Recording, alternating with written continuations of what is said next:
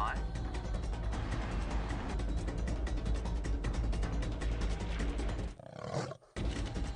5, 4, 3, 2, 1. You are live, you are live. Good morning everybody, and welcome to the Sunrise Safari on this very, very chilly winter's day. It's 9 degrees Celsius, 49 degrees Fahrenheit, and as far as we're concerned, that is Baltically, Antarctically freezing. We've been out for the last 5 minutes feeling very sorry for ourselves. My name is James Hendry. On camera today we have David. David has got some spectacular gloves on his face, at least on his hands, and a large balaclava around his head, owing to the cold. On the other vehicle, Byron Serrao is driving around with Brian, who will have at least 47 jackets on today, and probably an ice-coloured thumb this morning. Now, you're on a live safari, if you're wondering who this fellow is blethering to you and from where in the world he's doing it. We're in the middle of the Kruger National Park, iconic wildlife area. And we're on a live safari for the next 3 hours, and you're most welcome on the back of what is sometimes termed the largest safari vehicle in the world, which I suppose is quite a good sort of symbol for what we are. We're going to try and find a leopard this morning. There was one calling around here today, early this morning, just as the sort of light, the dawn turned a little bit grey. Please talk to us during the course of the next 3 hours. Hashtag SafariLive, questions@wildearth.tv. Your questions and comments, especially if they're amusing, will help us to have a bit of a giggle and warm up, because it really does feel much colder than 9 degrees out here. Right, so the leopard was calling down there. Let's ease down the road and see if we can find his tracks on the road. We might just find him walking straight towards us, which would be a wonderful bonus. Here we go. Like I say, you're in the Kruger, in northeastern South Africa. And we're on a little place called Djuma, which is a piece of the Sabi Sand Game Reserve, which is a collection of privately owned farms here on the western fringes of the greater Kruger National Park. So between us and the Mozambican border, about 60 kilometers of wildlife land. The park extends into Mozambique to the east and north into Zimbabwe. And together they make up 3.5 million hectares of land, or 8.5 million acres. I'm just going to look at something here that looks... Let's just check the road and see if there are any tracks here going down.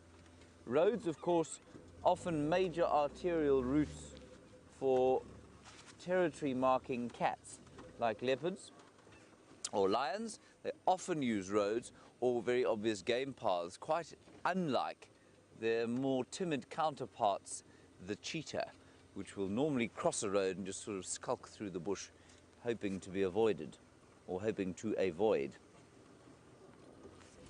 Let's go down this way. We might be very lucky. Go ahead, Lex. I'm just going to talk on the radio to Lex quickly. He's the one who heard the leopard. Lex, nothing yet. I'm just turned on to Central from Mvubu Road. All right, let's head across to Byron, get an update from him and his plans for the morning. I'll keep you posted what happens here.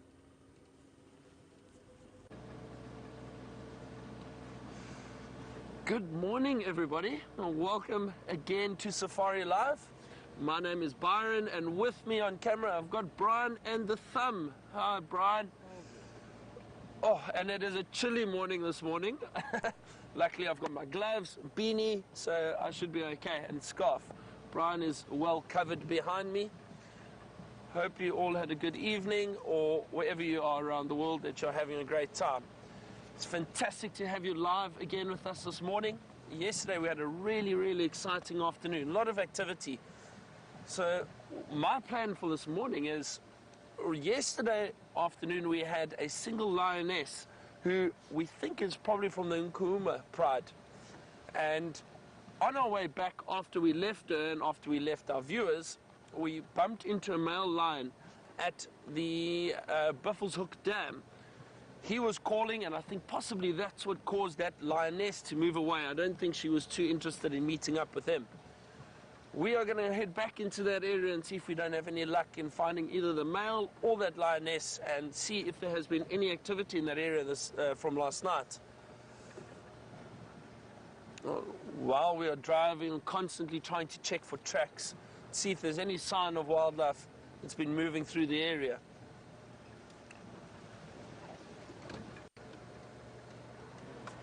Hope all of you enjoyed our Facebook session last night, our live Facebook session.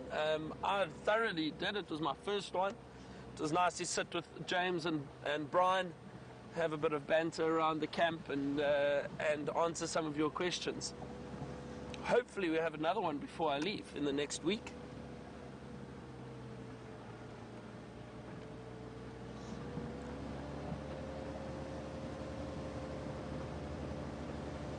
I'm sure James has given you the temperature this morning already. It's about 9 degrees. It feels a bit cooler, but I think that's with the wind chill factor that we experience on drive, which is quite cold, but it's not too bad.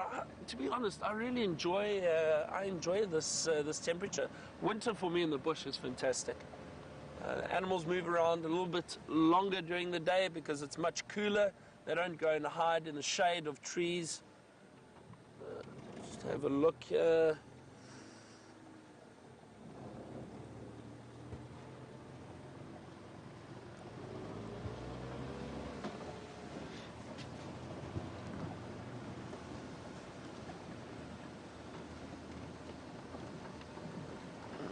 So a question from Book Dealer. I'm assuming that came through via Twitter. And the Book Dealer would like me to try and find them a tower of giraffe. We will try our best. Let's see what, you never know. Yeah, I actually haven't seen a giraffe since I've been here in the last 2 days. So it would be wonderful to see some giraffe around. We'll definitely have a look for any sign. See if they stick their heads out.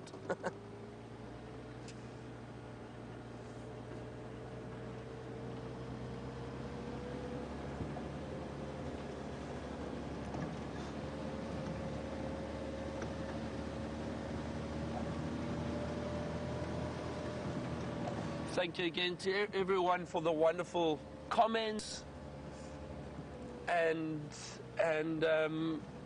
all the support from all the viewers. It's fantastic to hear that you're all enjoying it. I'm really enjoying being with you. This is a very new concept for me, but it's amazing, and to be able to take so many viewers around the world on a live safari is incredible.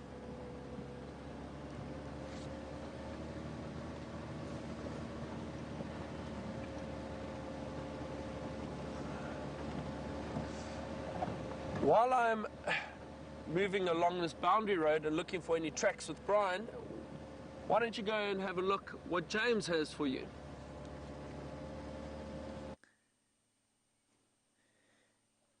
We will be stopping this morning at absolutely everything that has a heartbeat until the sun is warming my face and David's face, which is covered with a very sort of modern balaclava. And there are some impalas. You can see that they are not too kind of central heating. I mean, our rooms have, they're not even insulated, and that's not a problem out here. It's absolutely fine. And so we don't heat our rooms, we just put a blankie over ourselves, and if it's very cold at night, no, you know, even if it's very cold at night, a blanket and a duvet is perfectly sufficient. Unless you're David, in which case you have a very large portable air conditioning unit and the room pumped up to 85 degrees Fahrenheit. With a roommate hanging out of the window going... It is better than being cold, David. I agree with you.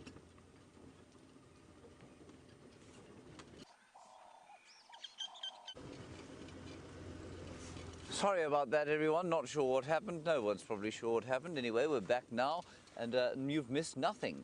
I'm hoping to show you a bit of the pinkening sky. It looks very pretty indeed, and I think we're probably in for one of those glorious low-felt winter days with deep blue skies and pleasant warmth during the middle of the day. Let us find the spot, David, where we might reveal the African sunrise, which is always so very marvelous, even when it is a little bit chilly. There it is, everyone.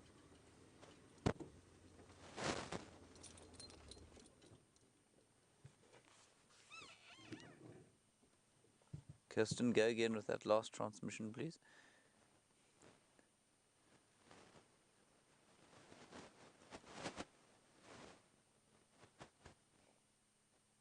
There we are. Is that not very pretty indeed? Ah. And let's just have a listen for a little while.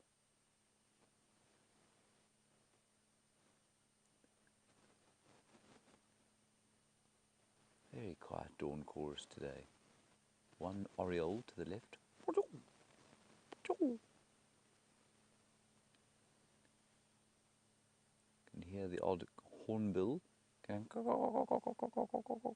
and they'll be sitting on the tops of the trees, hoping for the sun to pop up. They love to sit on the top of trees and catch the first rays.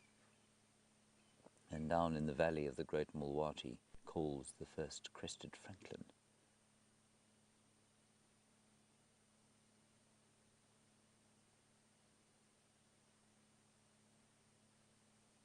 Very, very pleasant sound, I must say. It's so peaceful.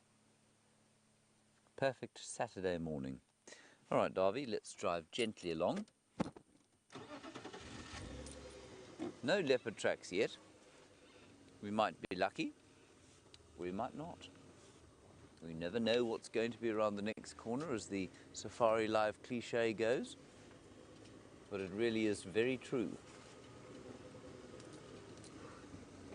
All right, let's go back to Byron, get an update from him. He's sort of heading towards the north like that, and we'll catch up with you shortly.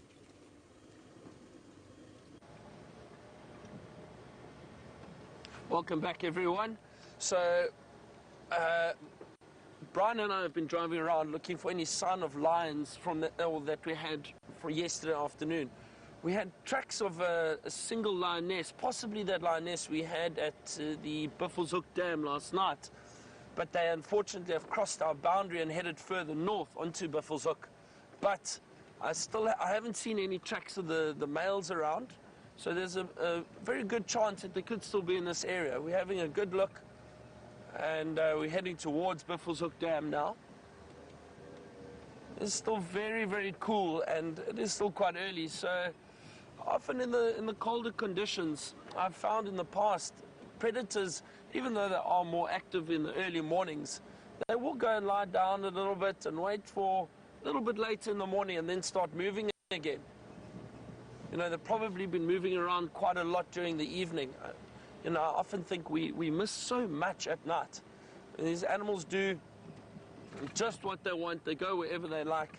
And I think we don't really get to see all the behavior that we hear about or read about, because they do most of it in the middle of the evening.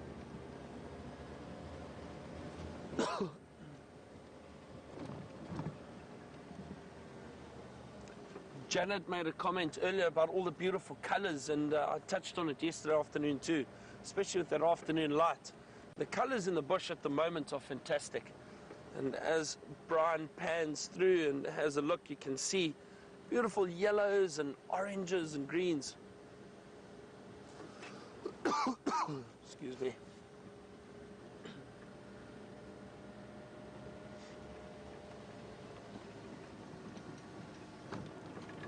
And that's what I love about doing this too, is we can always appreciate other things that are going on around, and not just the wildlife.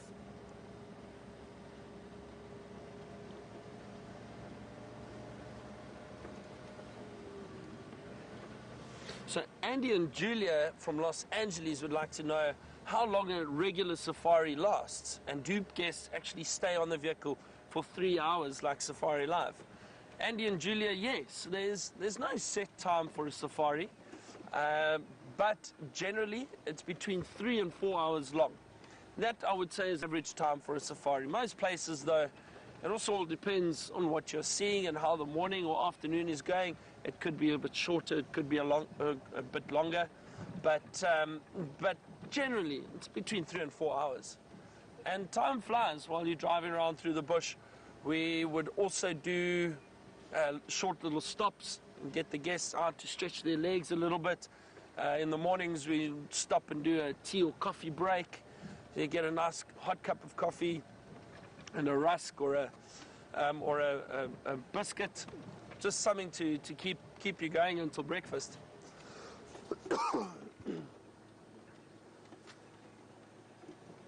I seem to have something in my throat this morning.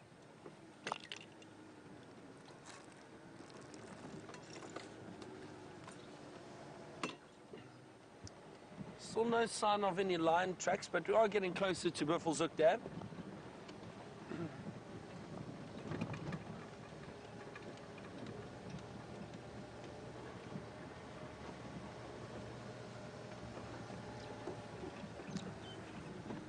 This takes some getting used to, the driving and looking for tracks and looking for animals. I've done a lot of tracking in my time as a guide, but in a lot of places that I've worked at in the past, we drive with trackers, and a tracker and guide relationship is so important, and it makes it a lot easier for the guide. The guide is there to interpret the bush to the guests, and the tracker is there to help spot and then find tracks while you're driving. So it does make it much easier, but this is a new challenge, and it's fun and it's exciting. I'm back at Buffelshoek Dam. So last night this lioness walked up the road in that direction that we just came from, and the male came through and lay on the dam wall exactly where that lioness was laying just before. So he must have heard exactly where she was calling from and went and investigated to see if she was around. Let's just have a good look around here, see if there are any tracks. I wouldn't be surprised if he decided to follow her. Okay, so here are the lioness tracks from last night.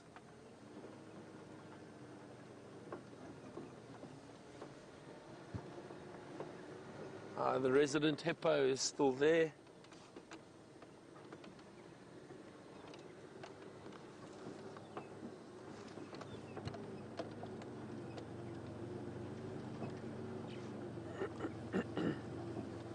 So Shamson has asked about the lioness which we saw last night and whether or not I think she possibly headed to a den. It's a good question, Shamson. I'm not too sure. I unfortunately don't know the pride dynamics here very well just yet. I was chatting a bit to James last night, and maybe you can ask James a little bit later too, but it does look like that female is potentially lactating. She did have quite large teats, so it did look like she was carrying a bit of milk, so it is a possibility. And for her to be alone like that is also a good sign that she may be either looking for a den or has in fact given birth and has hidden the cubs in a den somewhere. And that would also explain why the other two lionesses, which I think are from the same pride, we bumped into them last night too on the way back to camp. But they were about, I would say, 2 or 3 kilometers from here as the crow flies further west. So it's interesting. So she's obviously moved off for a reason, but it's not to say that she wouldn't meet up with those lionesses again, especially when they're hunting. Will make it easier for her to get some food. She still has to eat, and then she will return back to the den site and feed those cubs and allow them to suckle. Oh, beautiful sunrise over the water. Oh, look at that.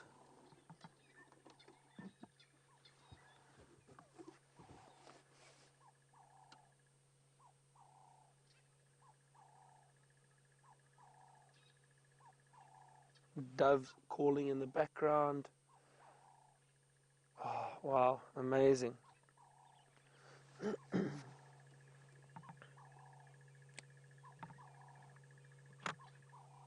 Beautiful African sunrise. So as you can see, we have a very, very difficult job. I could think of worse offices to be sitting in right now.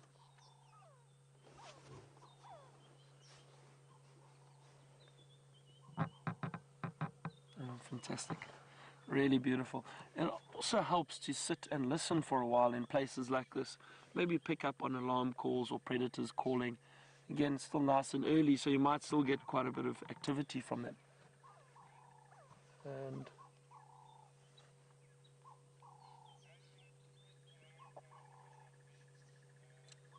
nothing just yet. I think let's carry on going. Going to take this road behind us. That male that we had last night lay down here, and then I think he would have possibly got up and moved further down in this direction, a little bit further south.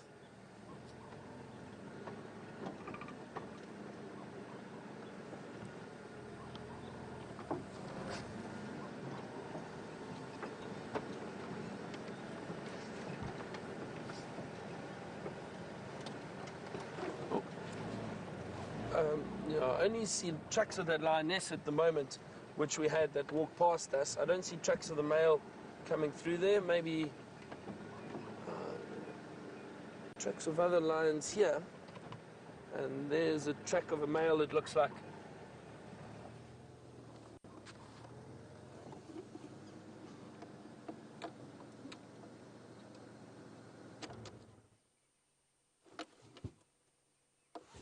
It's always difficult. You've got to really have a good look around and see what activity has happened and which direction they're going. While I have a look at these tracks, head over to James, get an update from him, and we'll see you shortly.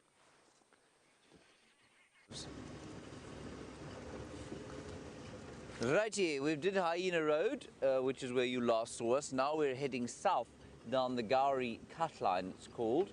And we're just still trying to find tracks of the leopard that was calling this morning. Haven't found anything here. So what I'm going to do is just do one last squiz through this area, and then we're going to head towards the hyena den and see if we can't catch the little ones coming out to warm themselves in the early morning sun. That would be very nice indeed. We did see a couple of hornbills, predictably sitting on the top of a tree waiting for the first rays.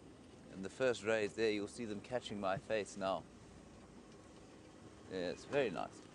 Not quite warm yet, but they'll get there. I think we're in for a delightful day.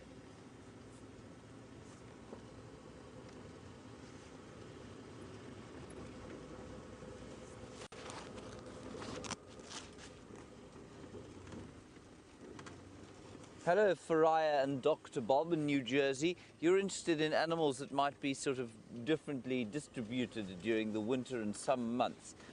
In mammals, no. Faria and Dr. Bob, we don't really get a different distribution of mammals. They do cluster slightly differently, so the herds generally get a bit bigger. They'll move in more sort of conglomerated groups, so like yesterday evening we found I think there were probably about 30 zebra in one herd on Cheetah Plains.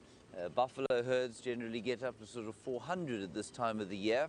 Elephant herds also, from their little matriarchal groups, will get to those much larger agglomerations of up to 100 in this area. But in terms of actually different species, no. It's unlikely that we see different species around here according to the weather, because of the provision of artificial water. So there's no migration in and out of the area. Animals are generally sedentary and make do with what they can here. Obviously, though, when we talk about animals, we must include things like birds. And yes, we know that there are many migratory birds that disappear from here during our winter months.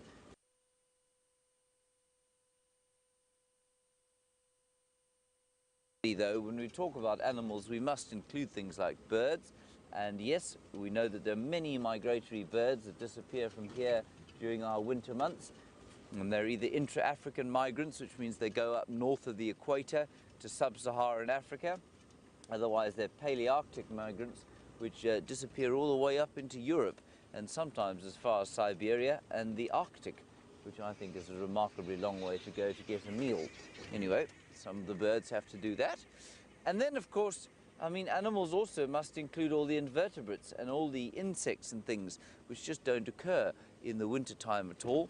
And one of the most notable examples, of course, that quintessential sound of the summer from just about all over the world, that of the cicada. No cicadas around during the winter months at all. I was rather hoping there might be a leopard draped in this beautiful ebony tree here. Hello, hello NH native. I would love to know what the NH stands for. As we sit here complaining bitterly about the cold, and you can see the condensation coming out of my mouth as I brave the cold here. You want to know how long our winter season lasts? Not very long. May is just a beautiful month. June's coldish. July is coldish like this. After July, it's warm again. So while the dry season lasts much longer, the dry season will last from sort of May to often the end of October, which is a long time. And the actual coldness only persists probably for 2 months. And it's not that cold at all. It's very pleasant in the middle of the day.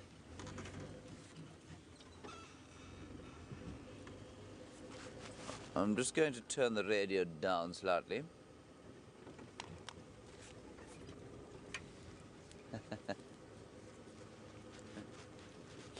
And Shamsan, you were obviously watching yesterday afternoon when we stopped to look at a Melba finch, or also known as a green-winged pytilia, and a leopard walked straight past. So you say, why don't we just stop and look at a bush with a bird in it, and maybe a leopard will walk past? I think it's an excellent idea, especially if that bush happens to be in the sun. Oh, there's some lovely big earth-moving equipment. That's fun to see. These are about to be used to modify the Djuma Dam onto which the Djuma Dam cam looks. But unfortunately, one of their colleagues, the third member of their team, is now stricken on the Buffelshoek cut line. It's lost something, some piece of its deeply complicated mechanics. And so these chaps are having the weekend off. Morning, fellows. Very nice to see you, yes. A little bit out of place, but you won't be here for long.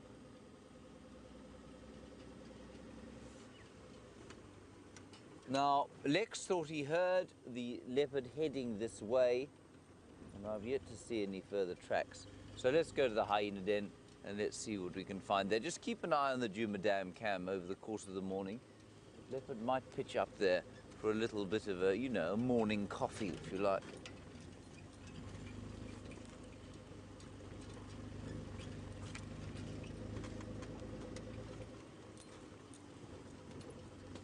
Yeah, nice one from Brian there. Brian, you say, is there any chance that the leopard that Lex heard calling could be Sindile? Now, for those of you who don't know, Sindile is a 20-year-old male leopard who's just come back to the area after an extended period in rehab for rabies. He's fine. He is too young, Ryan. You're absolutely correct. You say, could he be calling? No, it's highly unlikely that a leopard of 2 years old is going to be calling. And if he is, he's going to get himself into trouble, because the dominant male of the area, who at the moment is Tingana, if he hears that leopard calling and sort of asserting himself and marking territory, then he'll definitely come and give him a hiding. So a leopard will only call if he is trying to assert himself, if he's trying to mark his territory. And for Sindile to be trying to lay out a territory at his current age would be A, suicidal, and B, very unlikely. He's simply not big enough. His body won't be telling him to do it yet, I don't think. Gosh, it is chillsome in these little dips. I don't know where this thing went. He may have just gone down to ground somewhere in that drainage line next to that big ebony tree that we were sitting next to.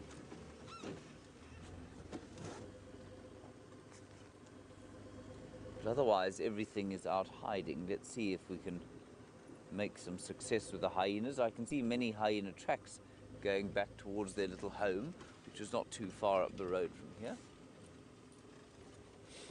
So with any luck, they'll all be frolicking about. What was that? Did you get that? Go to Brian. Okay.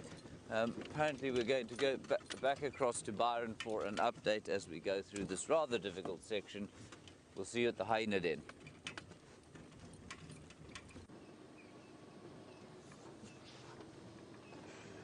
James has been heading over to that hyena den quite regularly. I hope he has some more luck there and has those little cubs coming out. We're still having a look for some lion tracks. Had some male tracks at the Buffelshoek Dam. Try to follow them. It seems like they cut through a block south from the dam. Now we are just driving around to see if we get any sign of them coming out. Tracking is not always easy, and you really need to know what you're doing. It is a fine art. But what does help is if you drive sections of blocks, you drive around an area and then you can see, hopefully, you'll be able to see if the lions have crossed out of that area or if they are still in there if you don't have tracks coming out. It makes it a little bit easier. This is the exciting part, the looking for the animals, not knowing where they are or what's going to pop up.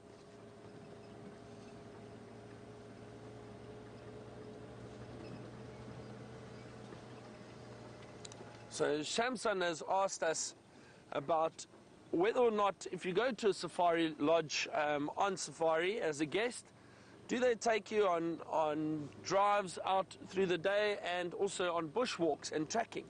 Yes, Shamsan, they do. Most places do it. The guides are all, well, hopefully when you start guiding, they go through a series of qualifications that they have to get. And once you have quite a bit of experience, you're able to walk guests in a Big Five area like we are in at the moment. Someone like Stefan, who does a lot of walking, is a good example. He's got all the right qualifications, and he is able to take guests on walks. I do the same. James can do it. So if we do guide guests at other lodges, then we definitely do bush walks with them. It's a great way to get out, stretch the legs. You see and hear a lot of the stuff that you miss occasionally from the vehicle. Look at the smaller things. You never know. You can also bump into some of the bigger wildlife while on foot, which is very exciting.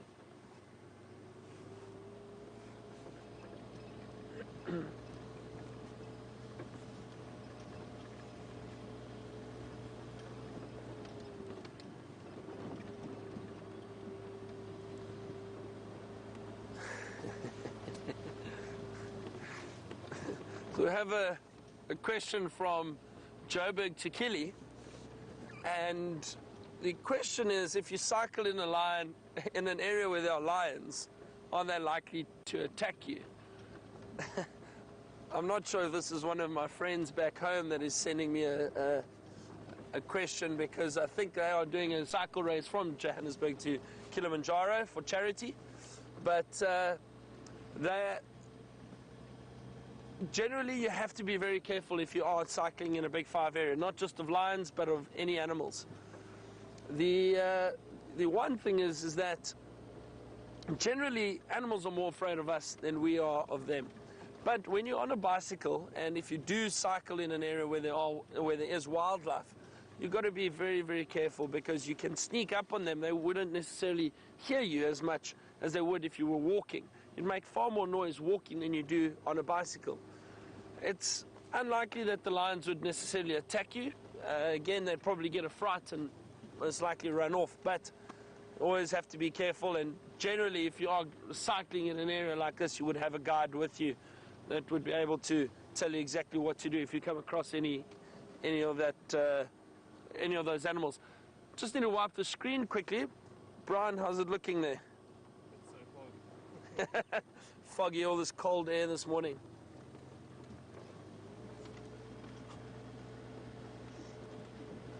How's the thumb this morning, Brian, handling the cold? It's falling off, it's so cold.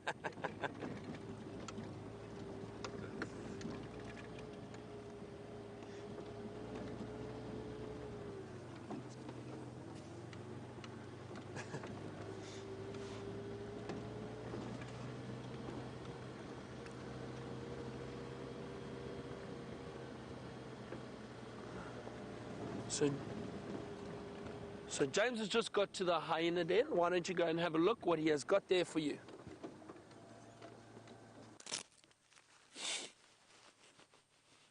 Unsurprisingly, a hyena at the hyena den.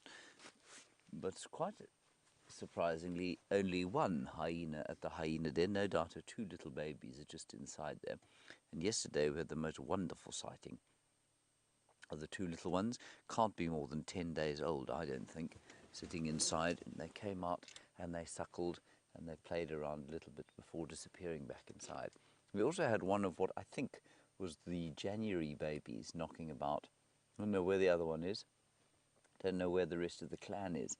And the fact that they're not here, and the fact that those youngsters are not here, tells me that I'm just not convinced that this is actually where everyone's hanging out at the moment. I think there might be a third den, possibly behind us in that drainage system, between here and the one that's on Gallagher Shortcut.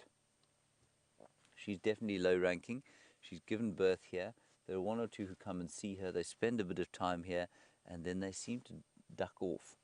Because at the main den, remember where we had Madam and her babies, everyone centered there. The activity was always centered there. There was never a time when there was no one around. And so I'm not convinced that this is the main den yet. I think she's still lurking around here because her babies are a little bit young to introduce to the rest of the clan. I think it's going to be worth our while to sit here just for the next 5 minutes or so, see what happens, see if anything pops out. If it doesn't, we'll continue. But at the moment, no other prospects, so I think a good idea to just sit here for a while. Never a bad thing in the bush to sit and be quiet, or not be quiet, but to sit and just wait. Something always walks past, and it's one of the reasons animals like this hyena, although she's sleeping now, will seldom sleep soundly. They'll always lift their heads up and look around. There's never anywhere that you can sit and not be noticed by something at some stage. Although she doesn't seem to be that panicked by life at the moment, does she, David? Not quite.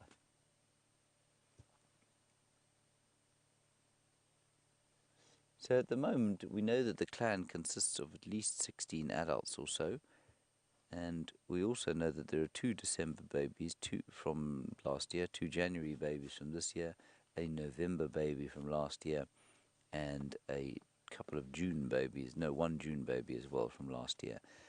Now they would all, in theory, the June baby now moving with the clan, so wouldn't spend much time at the den, but the rest would absolutely still be centering on wherever the clan's central den is at the moment. Now, we checked the one off Gallagher Shortcut the other day.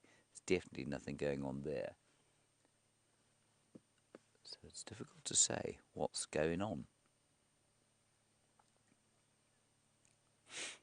Hello, Erlene. It was a nice question from you. And I'm just thinking about how it actually happens. So you say, would a low-ranking female like this ever think about leaving the clan, perhaps, and going to start her own clan? I think that might happen with a high-ranking female.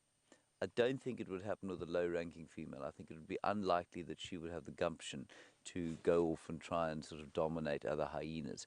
But a very high-ranking female, if it became obvious that there was a dearth of hyenas in a particular area, well, then she might settle off in another area. I think you'd find what would happen is, let's say, let's use, for example, that this clan of hyenas was decimated by something, right? So they disappeared. This territory became immediately empty. And the very large clan of hyenas that lives on Elephant Plains and occupies Arathusa, let's pretend then that there's an opportunity for them to spread. I think it's quite likely that one of the high-ranking females there might sort of go foraging, or one of the males might come foraging here, find that there was no one around, and they'd slowly spread into this area, and you'd find that once the territory got big enough, the clan would split. And one of the dominant females in that clan would take over as the matriarch of a new clan. I think that's probably how it would happen, far more than a low-ranking female like this going away. Simply because she doesn't have the self-confidence, I don't believe.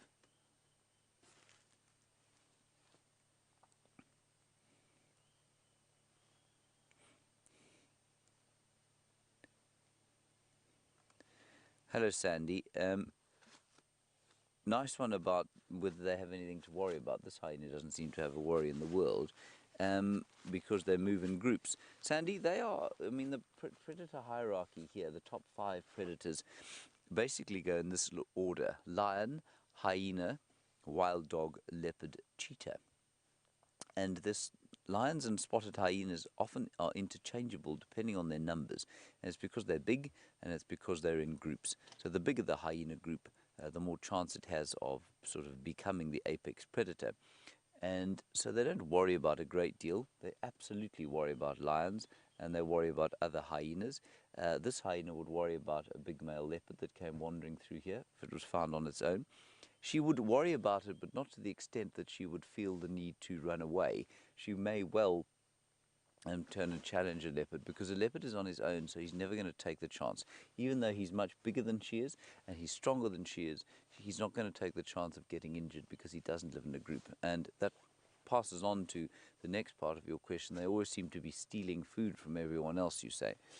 They don't actually steal food from everyone else all the time. They do a huge amount of hunting, especially in East Africa. Not so much here. They do scavenge quite a lot here. Something's coming. It's another hyena. Wonderful. Here we go. Let's see who this is.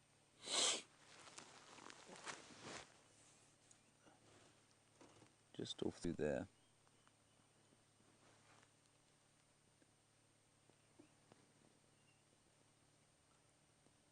This looks like the young hyena that's been lying out away from the den every time we've come in here. Let's see if they greet each other and how fondly they greet each other.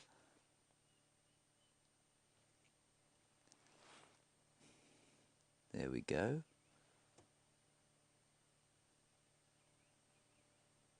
Approaching very cautiously.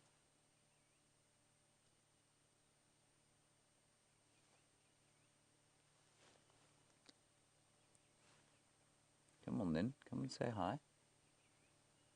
Don't be shy. Very nervous. Ooh. Yeah, that's fascinating. I don't know what precipitated that. And she's pushing home that attack. I'm just going to look with my binoculars and see if I can't tell who that is, and if I can't, what sex he or she is. Looks too big to be a male.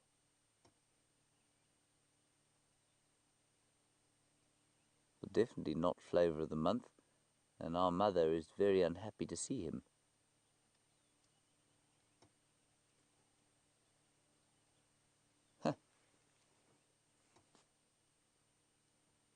That's very interesting.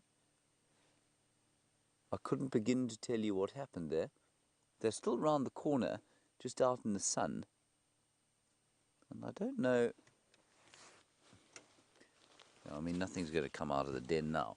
We might just try and sneak around the corner there and see what's going on. Let's try that.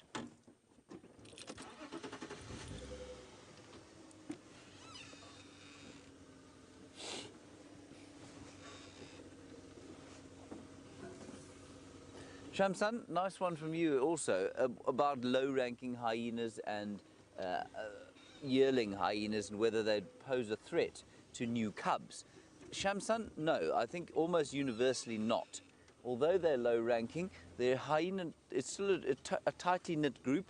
The greatest danger, of course, to a hyena cub is a hyena cub sibling who may well try and kill it at birth. And so that would be the greatest sort of danger to a young hyena cub, but that doesn't appear to have happened here. There still seem to be 2 of them, and I think they'll probably both survive now. And that's not unusual for a low-ranking female's cubs. June and November are on their own. They probably were born with siblings, so they may well have killed their siblings.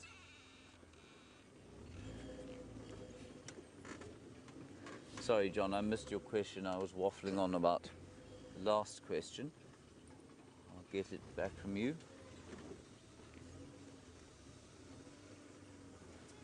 You say, would a low-ranking female's youngsters automatically become low-ranking? Yes, they do automatically become low-ranking. It's precisely what happens, John. The the clan hierarchy is maintained very violently and very definitely.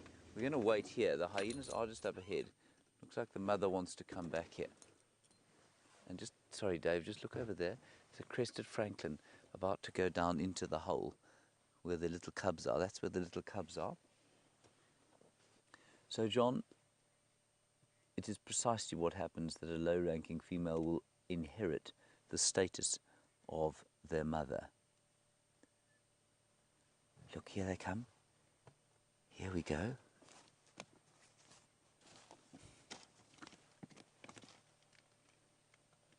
Just looking at Dave's balaclava. Looks like a criminal, so she's a bit nervous.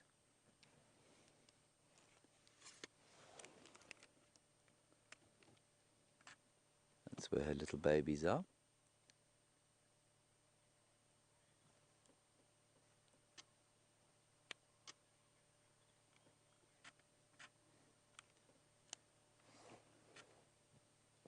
And the other one is now coming down the right-hand side of the car, over there.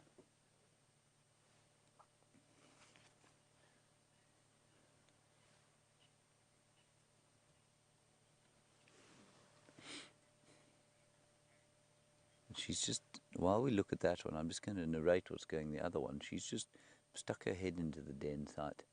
Maybe she'll call out the youngsters. Now, let's try and find out if this one coming past us is a male or a female.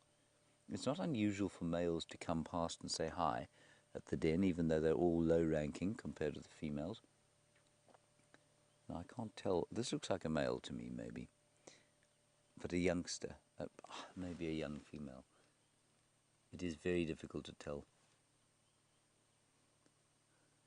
There's quite a whiff coming out of the place, isn't there?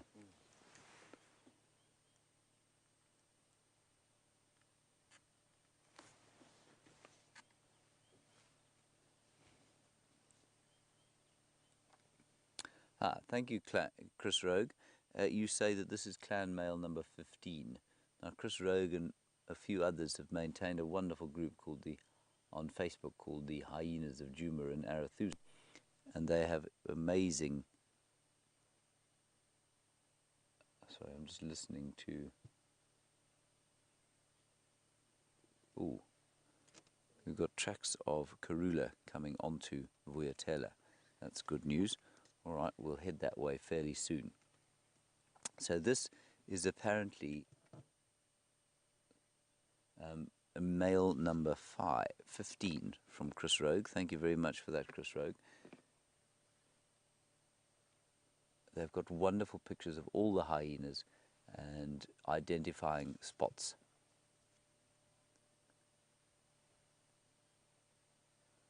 Also known as tsaka, which means happy, basically, or sort of.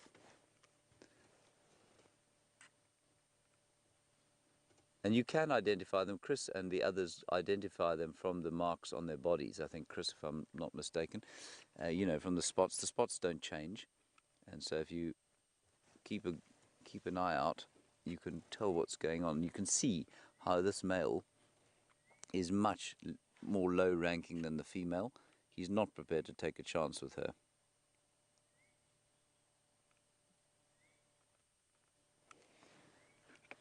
Lex, I'm going to head down that way as well. I'll come give you a hand. And here he comes again.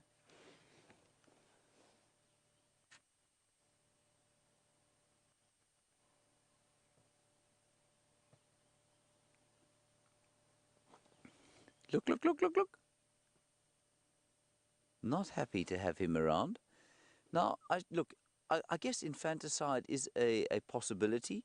It's not impossible that there could be some form of infanticide where he might think about killing the cubs because she's low ranking. I think it's highly unlikely though, and you can see how she is so much larger than he is.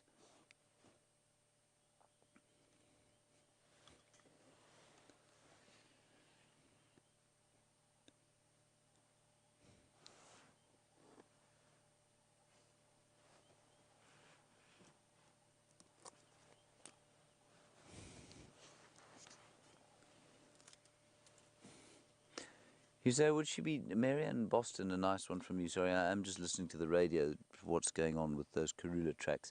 You say, would a low-ranking female leave the den to forage? She has to leave the den to forage. And her youngsters would remain safe inside on their little shelf inside the burrow there. She has to go off, and she has to go and forage on her own, and she will do so frequently. And you can see she's got a very full belly, so she's been successful over the last few evenings, I think.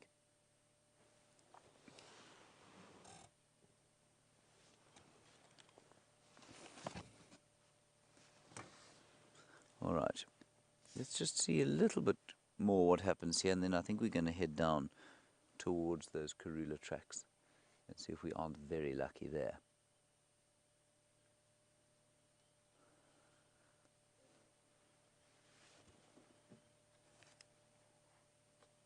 There, she's settling down again. The male is still there. I can still see him. Sorry, just cleaning there. Sandy, you're wondering what the hyena den looks like inside, and if it's large enough for any male hyenas or any adult hyenas. No, it's not.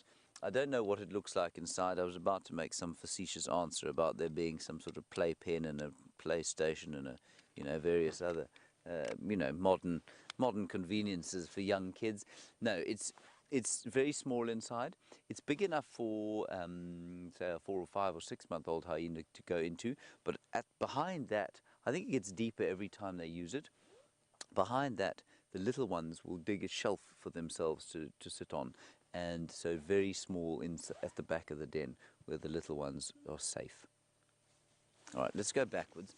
We'll just have one last look, and then we're going to head down towards the south and see if we can't. Oh, quickly, sorry, Dave, just look on that branch over there. Look at those wonderful crested franklins just sitting, enjoying the early morning light.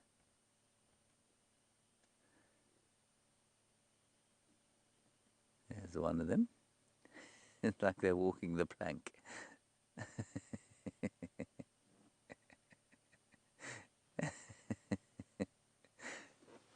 I think they're so great, those birds. If I had ever had a farm, I wouldn't mind having some franklins instead of some chickens. I wonder if they would if they'd produce eggs. I think you'd have to have a lot of franklins if you wanted the eggs. The male is right here. He's still lurking here.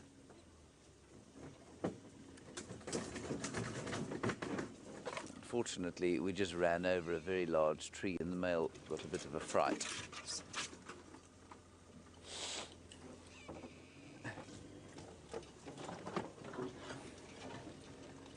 And Bear, you say maybe this young male here is a youngster looking for his mother. I don't think he's that young, but he's certainly not, he's not old, and you can tell that from his condition. He's in good condition, he isn't beaten up, and any hyena, once they reach adult or full adulthood or, close to the end of their life, is going to have mangled ears and beaten up feet, because they do fight each other quite a lot.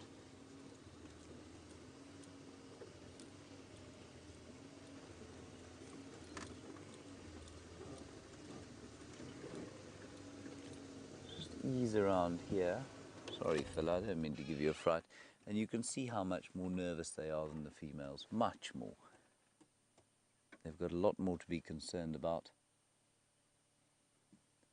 And it's so interesting, you see them on their own and they're quite difficult to tell whether one's male or female or not. And then you see them with a female and you see how much smaller they are.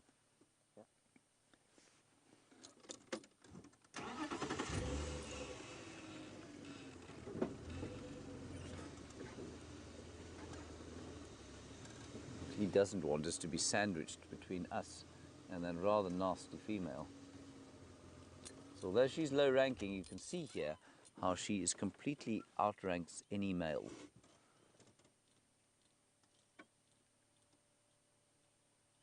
And you just see the colors brightening up so beautifully now.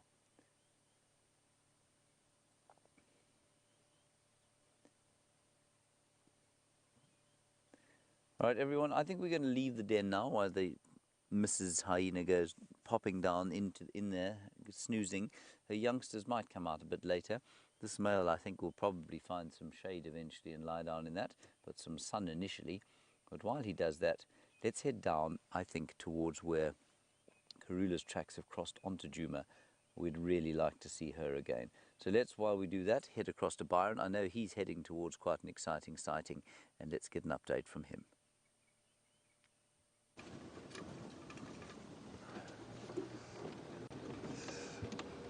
So I'm glad you had some luck with hyena and with James at the hyena den.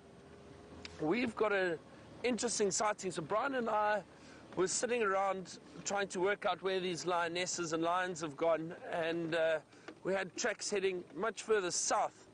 It sounds like somebody just found 2 lionesses that are feeding on something. We also had some impala alarm calling. We went, we checked around, had a look in the area, but we didn't have any luck, no sign of anything around there. So what we're going to try to do is get into this area where we think those lionesses are and see what they are up to.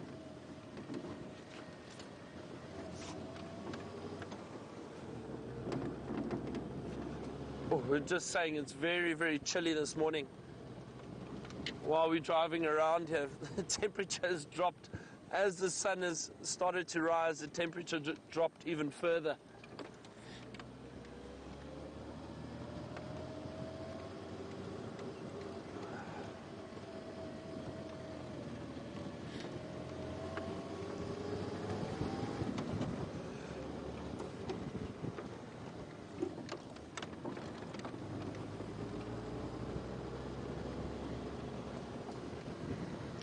So Anna Marie would like to ask, have I ever been surprised by a big cat approaching quite closely while I was on foot? Yes, Anna Marie, I have. Quite a few times. And most of the time it's when I've been tracking, looking for the animal, like a leopard or lion. I've walked into many, many big cats in my time as a guide. It's just one of those things. But you as long as you're aware and you're careful, you generally can back off without them getting too aggressive, and they generally calm down quite quickly again. But one occasion, I had guests. We had stopped for a sundowner, and we jumped off the vehicle. And as we were packing everything up, we were all standing around the front of the vehicle, and one of the guests said, "Oh, what is that over there?" And as I looked behind me, we had a big male leopard walking towards us down the road, which was so exciting and quite a big surprise. But it was purely, I think, a case of him just knowing that we were there. He was very comfortable with us, and he walked, quickly got everybody around back onto the side of the vehicle, and he must have walked about 10 meters from us, walked right past. It was incredible.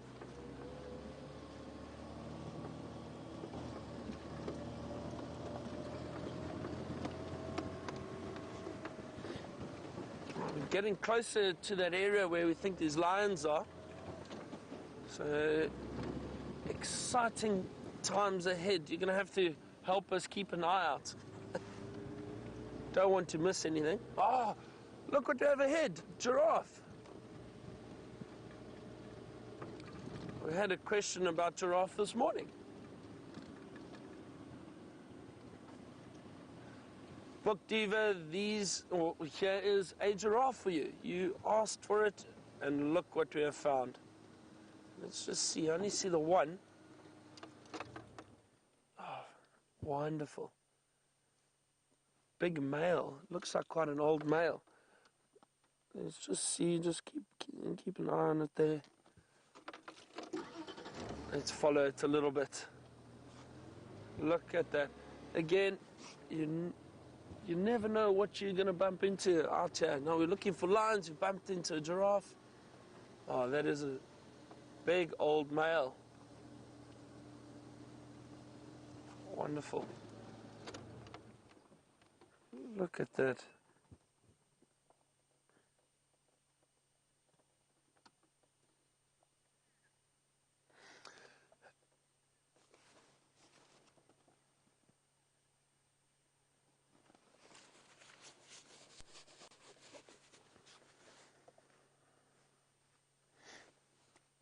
Very slow walk down the road. Now, some of you might be wondering, how did I know that that is a male so quickly? Just from seeing it stick its head out and turn and walk onto the road. So, apart from the obvious, the male genitalia, if you don't see that, you can see it sometimes under the stomach of the male. But have a look at those horns, and if we get a little bit closer, right on top of the male's head, so they are known as ossicles or horns, and then you can actually see it very clearly.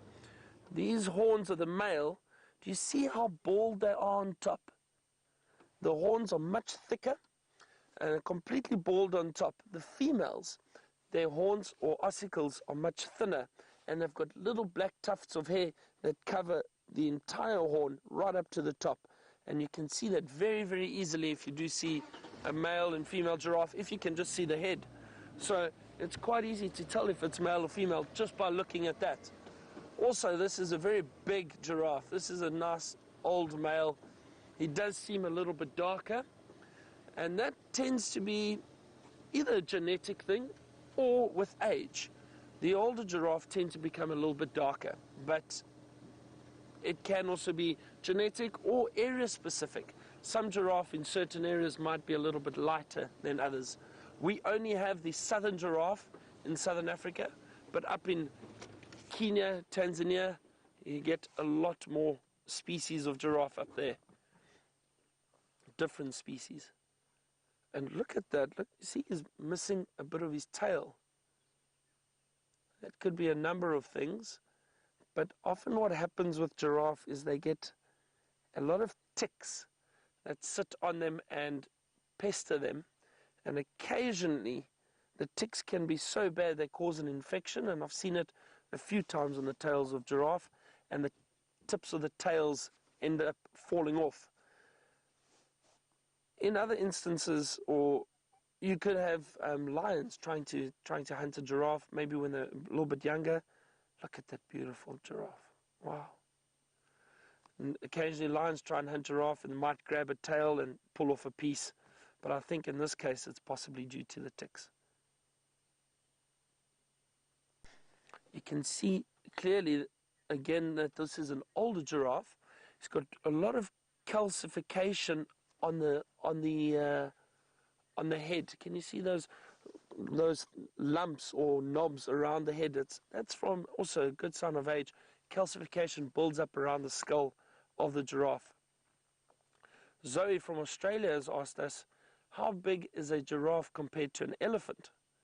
So Zoe, an elephant can get to about, Joey from Australia. Joey asked how big a giraffe is compared to an elephant. Now, height-wise, a giraffe is much taller. A giraffe will get to about 6 meters, and I'm almost certain that this big male is about that size. Whereas an elephant, a big male elephant, will probably get to about, I'd say 3 meters, 3 to maybe a really big male 4 meters, but on average 2 to 3 meters tall. It's just hiding in the bushes. Well, that was a really great surprise. Let's carry on looking for our lions. We're not too far from the area that I think they're in, so let's keep a lookout. But really great to see this big male giraffe walk past us. There he goes. Fantastic. All right, let's keep a lookout for these lions and see what they have got for us. Very excited about this. I think we're in for a treat.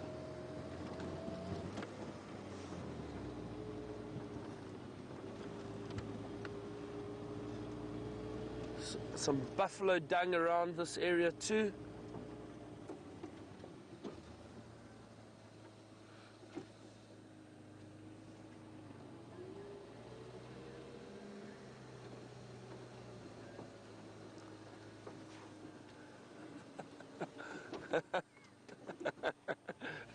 Naomi from Pretoria has seen me touching the side of the steering wheel or the indicator and asked if I'm using my indicator.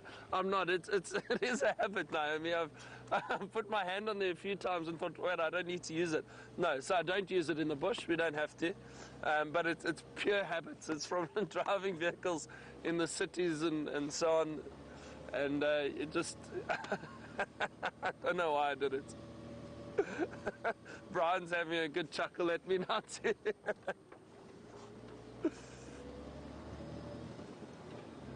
just scanning this area very carefully now, looking to see if we can find these lines. Don't want to miss anything. Oh, the sun is starting to warm us up quite nicely now.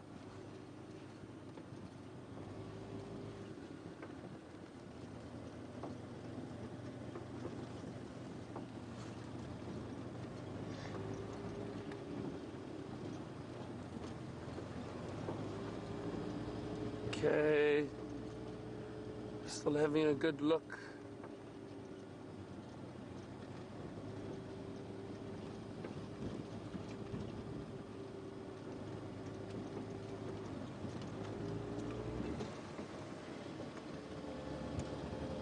It's nice and open around this area, so we should be able to spot these lions easily, unless they've moved off into the thicker bush. But don't worry, I can see there's been a bit of activity on the road. Looks like some running, and I do see one or two lion tracks still heading in this direction.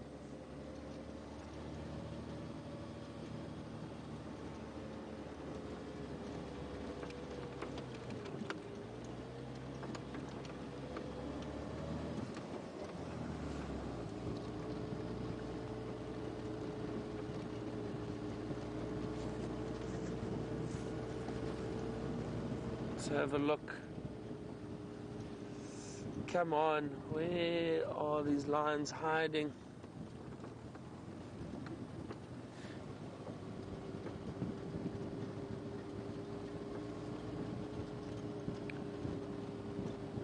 It's always exciting. You kind of sit on the edge of your seat now. You know something's around.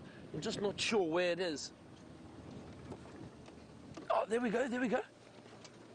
Fantastic. And they are feeding on something, yes. Okay, let me just get the vehicle in there quickly for us. Looks like two lionesses.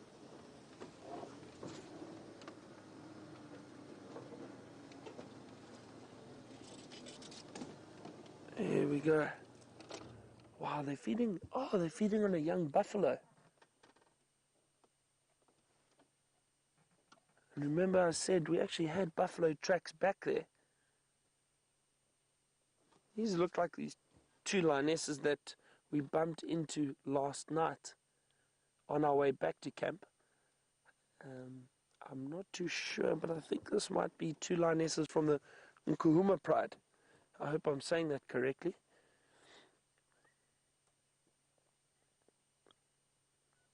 Oh, this is incredible.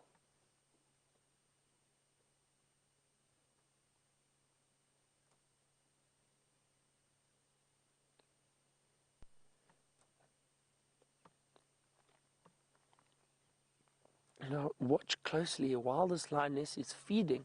Just something I'd like to point out, which is very interesting. See how she's chewing with the side of her mouth. And she's tearing away at that meat. Now, lions and other big cats have something that is known as a carnassial shear. What that is the teeth in the back of the mouth, the molars and the premolars. You can see she's chewing there again using those teeth.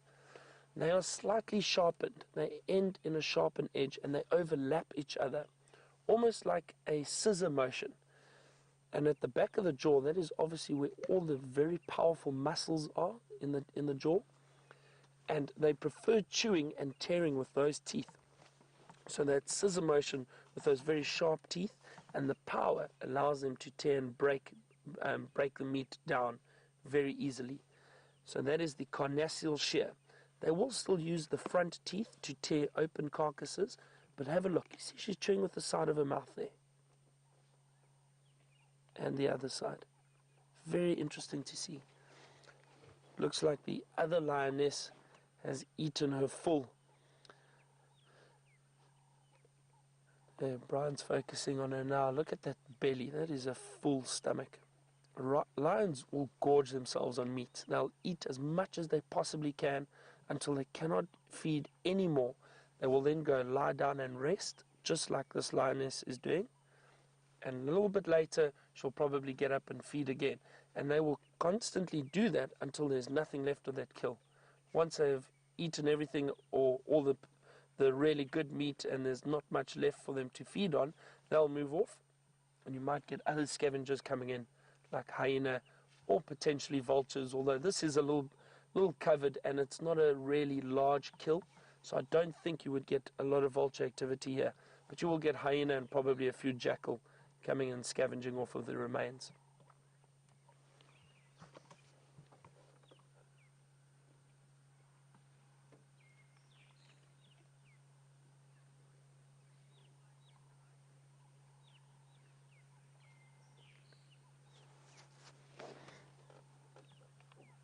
Just shows you how far these lions can travel. I mean, where we saw them last night, it was right on the other side of the camp, north of here. We're kind of in the southern side of Djuma at the moment, and southwestern side, and they've travelled good 4 kilometers, 5 kilometers, but they can cover a large distance in the evenings especially, and that goes back to what I was saying earlier.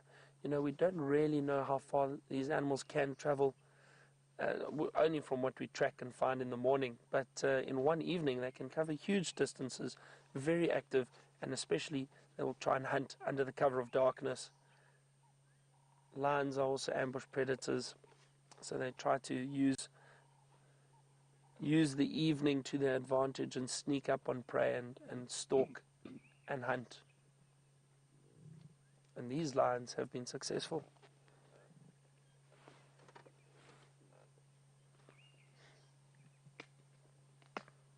Oh, you can hear the bones crunching. Again, just those powerful jaws and those teeth crunching through some of the softer bones.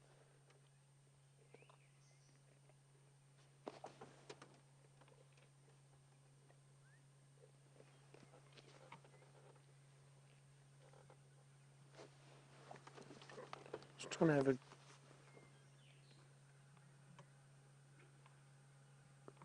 yeah, so this is definitely a young buffalo calf. So James was looking for Karula. Why don't you cross over to him and see if you've got any updates on that, and we will sit with the lions.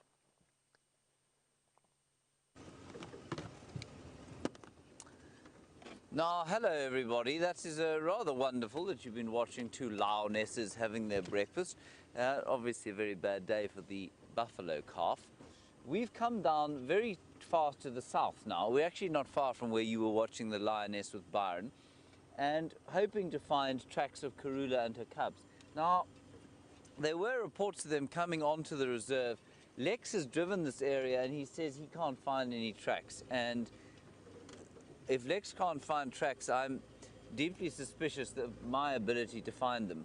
So I wonder if somebody hasn't made a mistake. So we're just going to turn on to the southern boundary here. This is, of course, where we last saw little Sindile yesterday. Maybe he'll pop back. And so I can't find something here. Then if you're wondering about the Birmingham boys, there are 3 of them now on Buffelshoek. They are eating also a buffalo, and they are with 3 lionesses, probably that we think of the Torchwood Pride. Now, I have never seen the Torchwood Pride, and their existence is something of a mystery to me, given that they're supposed to live on Torchwood, but that's basically in Kahuma Pride territory. Now, we'll keep an eye out on the road here very carefully. People would have driven up and down here.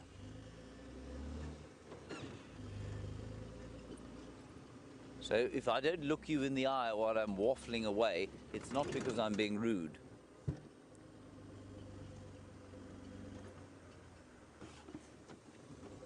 Sandy, very nice question. You were saying you're wondering if the wild dogs have come back into the area. Sandy, they did.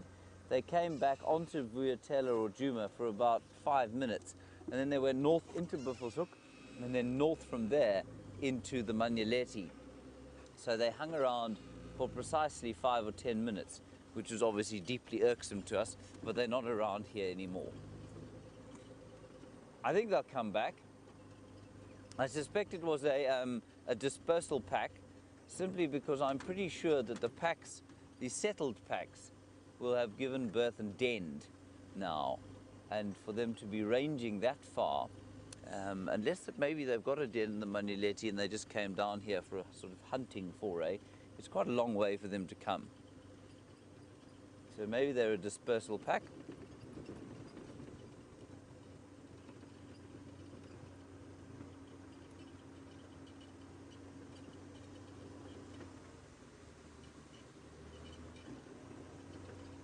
Hello, Alan. Very nice question from you. You say, why have you not seen any rhino? You're a new viewer. It's lovely to have you with us, Alan, and thank you for giving us of your time and especially for talking to us. Alan, we don't see rhino because we don't show you rhino, and it is because of poaching. The chances of a poacher ever watching the show, pinpointing where we had seen the rhino and then coming in here or being able to get in here and then wreak havoc is obviously very remote. But at the same time, we just don't want to, if there is a remote possibility of it, we don't want to have anything to do with it, and so that's why we don't show rhino. We do see them from time to time, but I definitely see them far less frequently than I used to in this particular area, and so yeah, that's the story with the rhino. They are around though. In fact, Dave and I saw one just a little bit earlier, but unfortunately we won't show them. Hopefully that will change one day and we will be able to see them, because they're such special creatures. They really are the most wonderful animals. I'm just keeping an eye on the radio. All right, let's head back to Byron and the Lions. I'll try and figure out what's going on with these tracks here.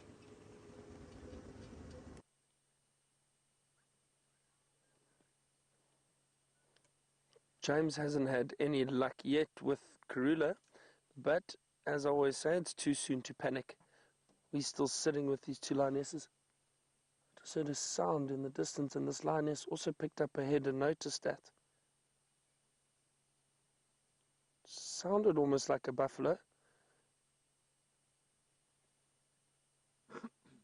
Don't hear anything again.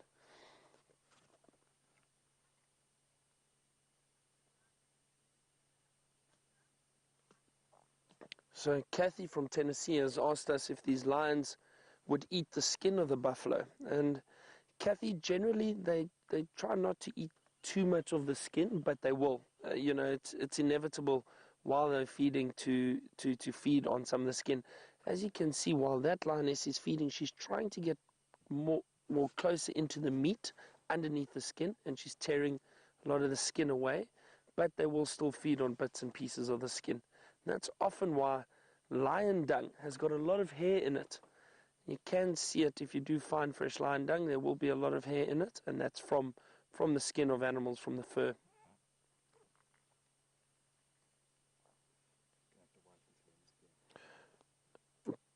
We're just going to have to wipe our lens again. Again, it's misting up a little bit as the morning starts warming up. You start getting just a little bit of condensation. Is that correct, Brian?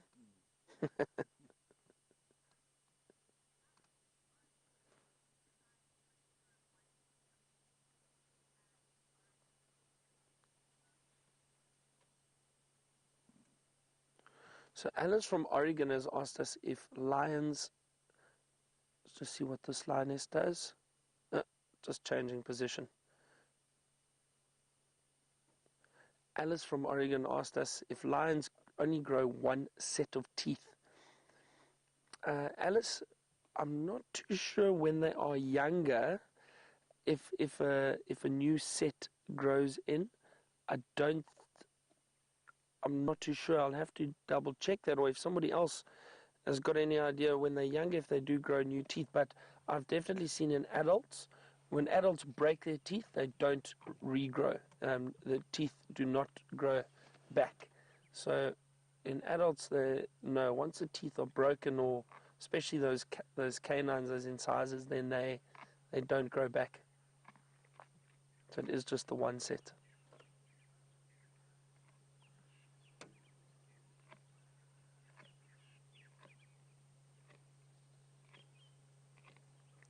See that jaw working and those sharp teeth at the back of the mouth, cutting that meat. See how she's licking the kill? That's interesting.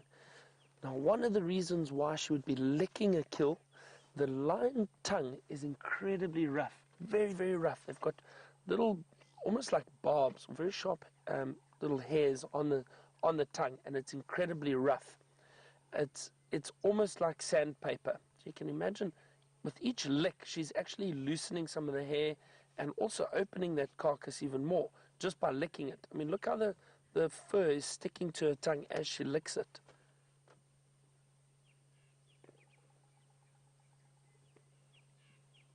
Wonderful to sit and watch them feeding and kind of trying to understand more about the way the lions feed, how they eat.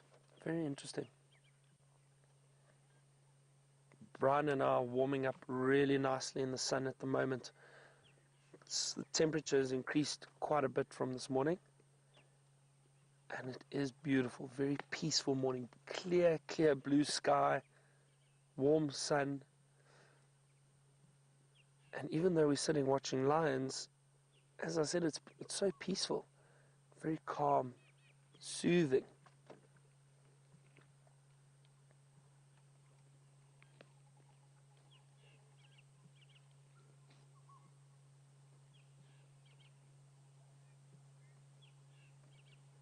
Oh, look at that beautiful view that we've got around here at the moment.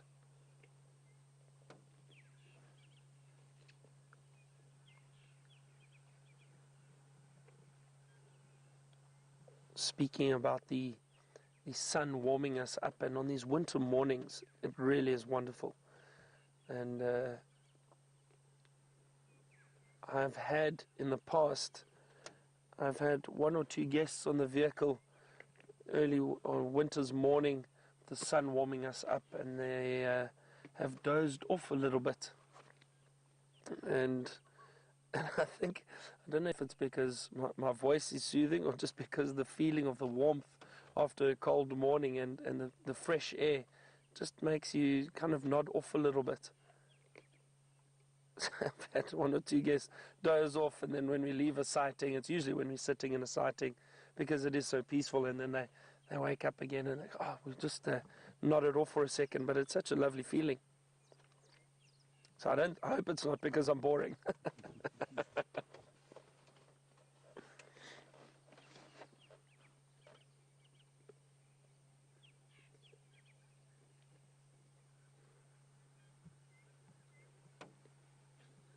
So Jim Butler has asked us how many species will benefit from this buffalo kill, this buffalo calf kill that the lions have made.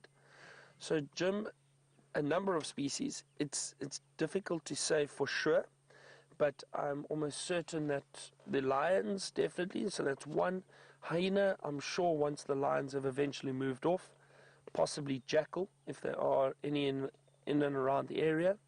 You might get something like a civet coming through, possibly feeding on little remains.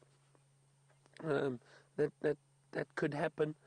You'll get possibly a few mongoose coming through, and maybe one or two birds, little shrikes, maybe picking up little pieces of meat that are still around. So maybe 5 or 6 species at least that we know of, and then of course all the insects afterwards that will benefit, from the carcass.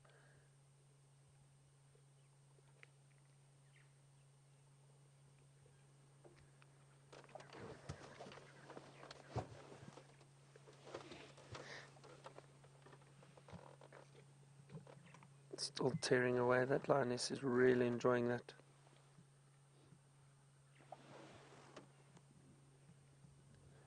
Still just got a little bit of moisture on the lens there. Yeah, it's on the inside.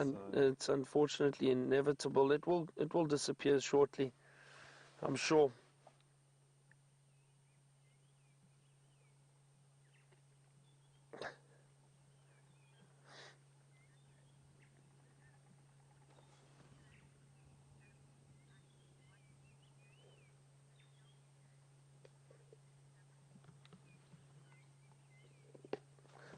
Pat in Tampa would like to know if animals in the bush age similarly to animals back home, like dogs or cats. And I think she mentioned that one dog year is equivalent to 7 human years. To be honest, I'm not sure. I don't know. 1 human year is 7 dogs, sorry. And I don't know, to be honest, I don't know how they work that out. I've always found that very confusing. I think animals just have shorter lifespans than people do. Lions, for example, have a much shorter lifespan. A lioness like this could possibly live to the age of about, on average, between 13 to 15 years. And a big male lion, on average, is about 10 to 12 years. Now, I'm not too sure if that's an equivalent to human years or not. I don't think so. Like I say, I think it's possibly just different animals have different lifespans. But again, I am not an expert on that. I don't know how they measure it or how they gauge it.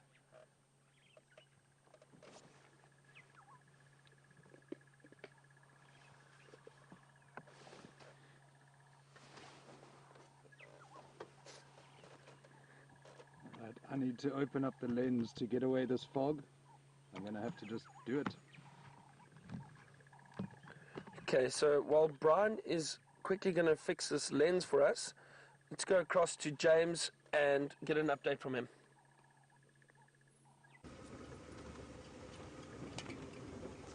Hello everybody. I'm afraid we have found no tracks of these leopards. I'm not sure where the reports came from. While I would completely accept that I had missed them coming across, I don't accept that me and Lex and another chap who just drove past could also have missed them, so I'm really not sure what those reports were. Anyway, I don't think there's any Karula at the moment. We might be lucky. We're going to take a road down towards Treehouse Dam. We'll go and have a look there, and then I think we're going to head across to Arathusa and see if there isn't anything over there. Marvellous that Byron has got those lions.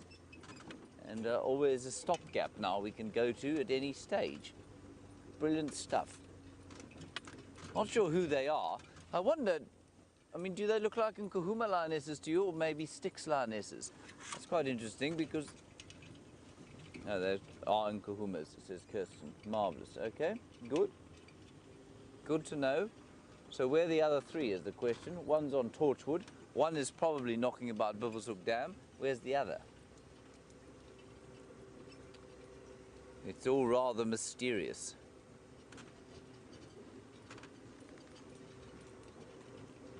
Lex also did have tracks of wild dogs heading down south into Little Gowrie. So just about when, I suppose, when I was talking to you, he was finding tracks, and they were going along that main road that we were on, and unfortunately they did go south from there, which is a little bit sad. But it is the way of things. They do roam so very widely, the wild dogs. Otherwise, David and I have seen a buffalo, a living one, unlike the one you've seen today, which is dead. And we also saw a waterbuck. Well, I saw it. I'm not sure that David did. David's face is so trussed up with various warming implements that it wouldn't surprise me if he was entirely blind to the day going on around him. That was not quite that he said there, through 4 layers.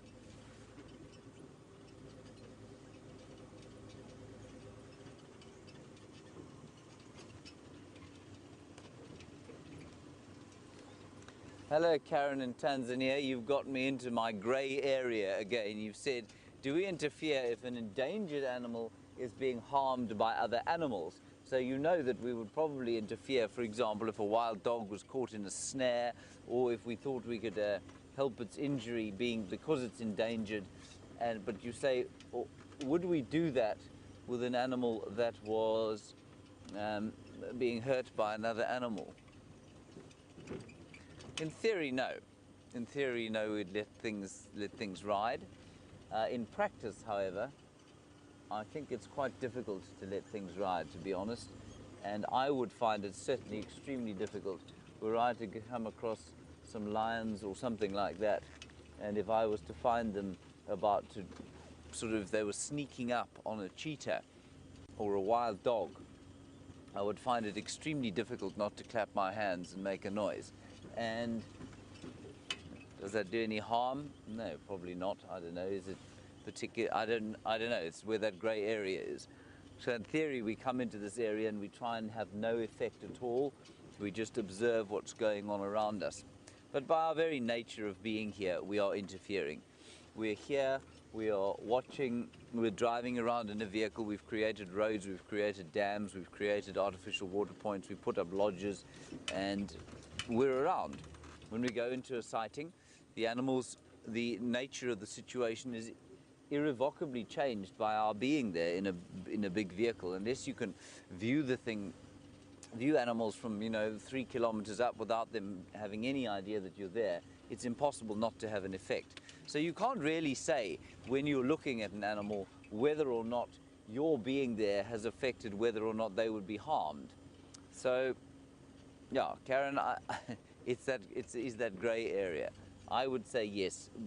For an endangered species, almost certainly we would try and interfere. But it's a lovely topic, that, and one that has changed. My views on it have changed completely over the years.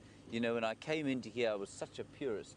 When I started in this area, I thought you shouldn't do any land management, you shouldn't have any artificial water, you shouldn't bush clear the bush, you shouldn't be interfering at all. If something gets injured, you let it go.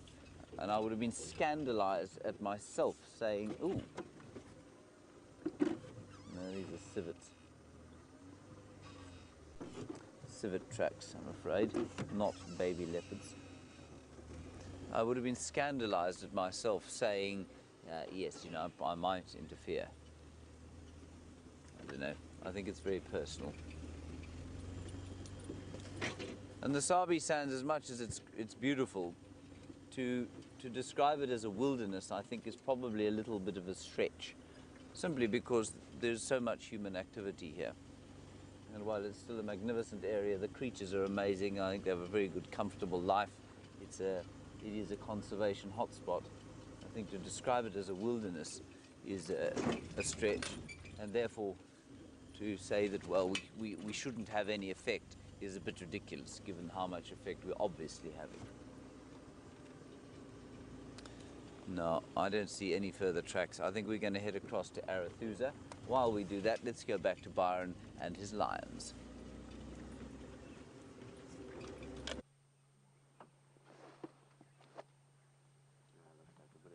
We have managed to clean our lens, and the lioness that was feeding stood up and just went and lay down, and now the other one has got up and looks like she might start feeding.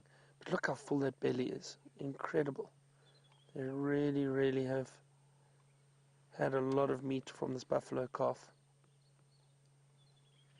These lionesses, I assume, will stay here the whole day.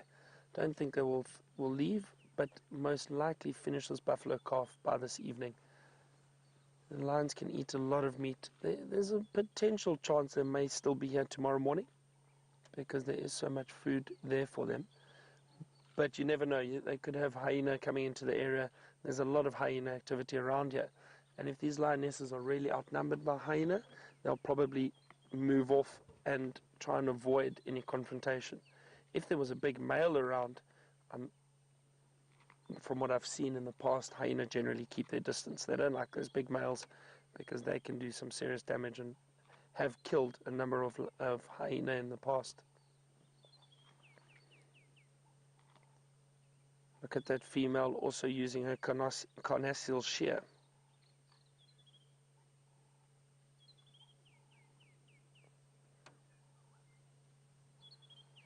So Chris from Olympia has asked us, do the lions digest the bones that they feed on, or do they spit them out? They definitely digest the bone.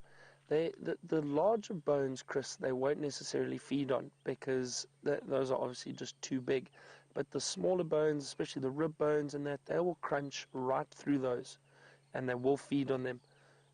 Also, the lions get a lot of nutrients from those bones. The marrow, which is inside, and also the calcium and the phosphorus from the bones is good for these animals. So they do digest all of that, and occasionally, and you see it a lot with hyena. Hyena really feed on a lot of bone, and because of that high calcium and phosphorus content, the dung of hyena turns white very quickly after a few days. It's because of those nutrients in there from the bone. Lions, it may occur, but not as quickly and not as much as hyena dung. But yes, they do digest the bone.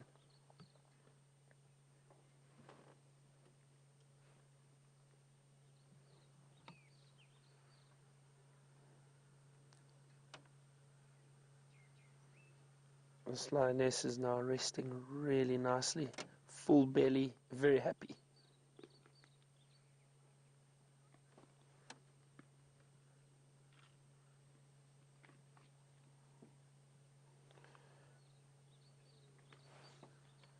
I can hear some hyena in the distance. It was just a hyena call, but quite far from here.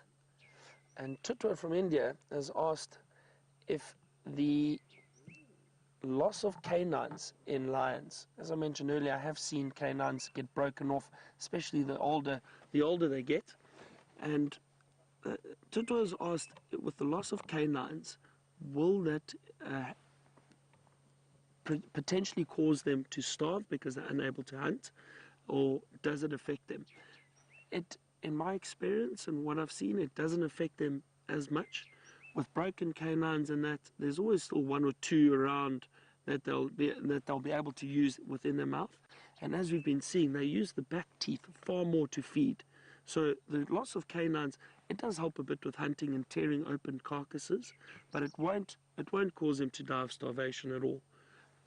And generally, we also need to remember, lions are pride animals. They're very social, so there's always other lions to help with the hunt, and that will then in turn help them to be able to feed. So with the loss of one or two, it shouldn't cause a problem at all.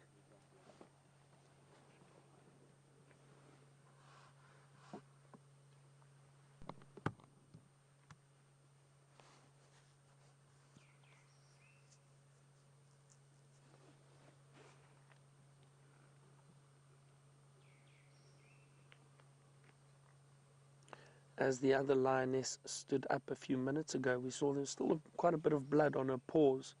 So this is definitely a fresh kill from, I don't know if you can see it through there a little bit, those paws are still quite moist. So a fresh kill from last night, maybe even early this morning. But judging by the size of those bellies, they've been feeding for a while.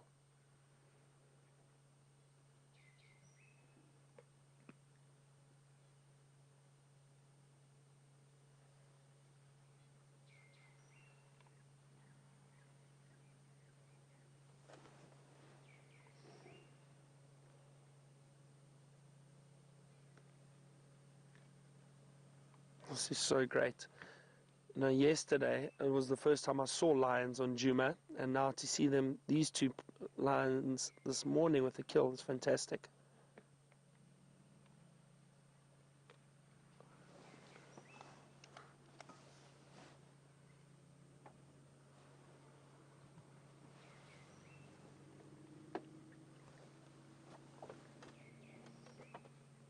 So Sandy in Missouri would like to know what time of year is the best time to visit and what time is the worst time to visit. So Sandy, I don't think there's a good or bad time to visit for a safari. You can visit any time of the year. I personally really enjoy, you know, I mentioned this morning, winter for me is lovely in the bush, but I enjoy their secret seasons, we call them. So kind of April, May in southern Africa is very nice, and August, September, those 2 months are quite popular too. But as I said, each season has got something to offer. In the winter, you've got these beautiful colors, cool temperatures, not as many bugs around. Summer, however, you've got the lush green vegetation, a lot more water around. Animals, most of the animals also having a lot of young that time of year, and a lot more bird life. You get a lot of migrants coming back for the summer. So each season has got its benefit.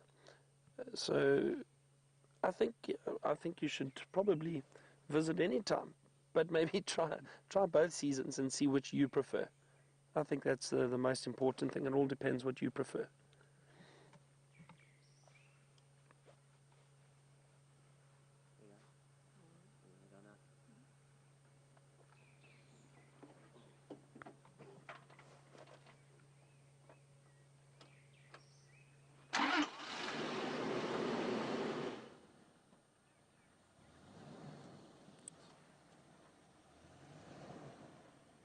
Shamson has just asked about hyena and if they would challenge 2 lionesses for the kill.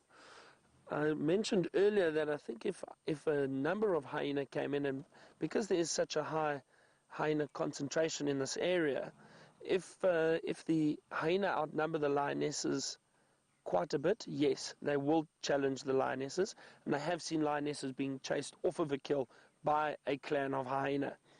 If there was a male in the area, I think the chances of that happening are definitely far less, because a big male lion won't take nonsense from a hyena, and he'll probably stand up and challenge them far more than these lionesses would. And often big male lions will kill a hyena if they do get too close. But 2 lionesses like this, if they are outnumbered, there is a chance that they could be chased off by hyena. A number of years ago, in 2009, 2008, 2009, I saw a pride of lions not too far from here, also in the southern part of the Sabi Sand Game Reserve, where we are situated at the moment. And these lionesses were on a kill one evening, and when we got there, we could see all the commotion that had occurred that night, and hyenas had come in, challenged these lionesses, and they actually, what they did was they attacked one of the lionesses who tried to stand her ground and fight off these hyena. And with them attacking, often what hyena do is they're very clever. They'll work together. One will go for the head and try and keep the head and the teeth and the claws of the lion occupied, while the other one will come around the back and try and bite the tail area or the rump. And this particular lioness was bitten on the tail, and they bit her tail off completely. Didn't affect her in any way. She still went on and lived a long, happy life, but she did lose her tail in that altercation with hyena. So it just shows you that lionesses do have to be careful, or other animals have to be careful of hyena. James has got something interesting he'd like to show you. We'll stand by and wait for you to return.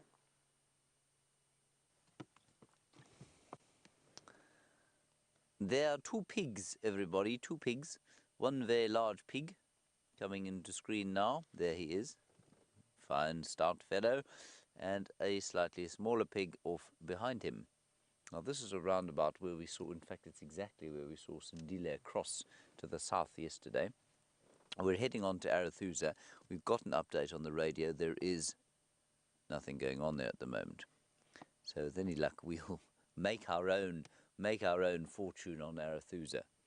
But I just thought it'd be very nice to relax a little bit with the piggies in the sun in the morning, especially after the sort of very unpeaceful scene of lionesses feeding on beefalo.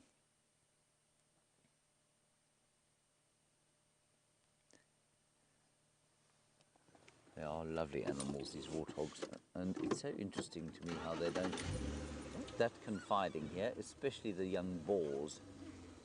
They tend to be much more nervous than the females. Anyway, that was the pigs. Here we are at the corner between Arathusa and Djuma, obviously, and Hofmans is down to, we often talk about Hofmans. That's Hofmans there, and that's where Sindile went yesterday. Shadow and Cub, we don't know where they are. Nobody's seen them.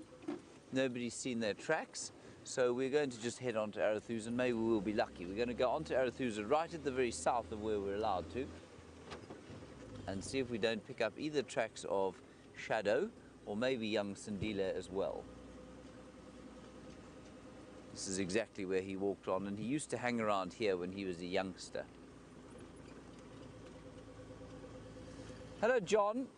a nice one from you. Do we use trackers on any of the animals? Well, that can mean two things. Do we use human trackers? Yes, we do, certainly, especially when we're doing our TV shows. And just about all the tourism lodges out here have got trackers that sit on the front of the vehicle, and they'll often go off on foot and track animals. Do we use mechanical trackers or electronic trackers? No. But for Onsendila, this young 20-year-old male leopard, and that's simply because he's been reintroduced to the area, and so we need to be able to find him if we have to. And we get the odd ping from his collar, so we do hear about his whereabouts every so often, but we don't know all the time where he is. But none of the other animals have got tracking collars on them, and it would just, I mean, apart from being unnatural for them, I feel it would ruin some of the romance of what we do.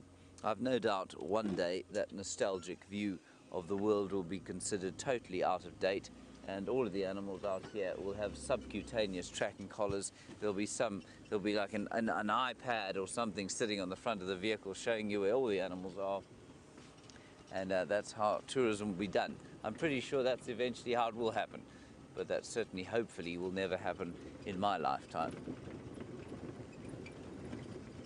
It's rather nice not knowing what's going to be around the corner. There's some beefalo.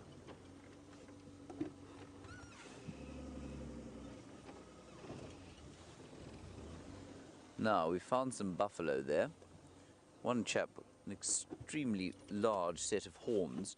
And while we look there, James Richard, you say, are there any examples of interspecies communication? For example, baboons and monkeys. James, yes, sometimes. Baboons and monkeys, not so much. But I think you'll find, certainly with the alarm calls, even, I mean, interspecies is one thing, but interclass, I think you'll find that many mammals will respond to bird alarm calls. They'll know exactly what they mean. Over the, evolutionary eons, they would have figured out that understanding what a monkey's alarm call means makes a big difference to their survival. So yes, I definitely think that happens. Is there some other form of communication? Maybe some subtle forms of sort of almost sixth sense communication. When one animal is alarmed, its body language changes. I've no doubt that animals can read each other's body language in the same way that you're able to read a dog's body language. So that would certainly be sort of Sorry, I'm just listening to the radio quickly. No, we're fine. And sorry, quick question. Let me just turn this down. It's starting to drive me mad. All right. So, James, in terms of then, like, would a buffalo understand an elephant's rumblings? No, I don't think it would. Would a buffalo understand a leopard's behavior were it to be stalking or were it to simply be walking past and marking territory? Yes, completely. I definitely think they would understand the difference there. So they read body language, they know of alarm, and I suppose there might be other more subtle things that they're able to pick up from each other, but I think those would be the main ones. Lovely sound of the white-browed scrub robin.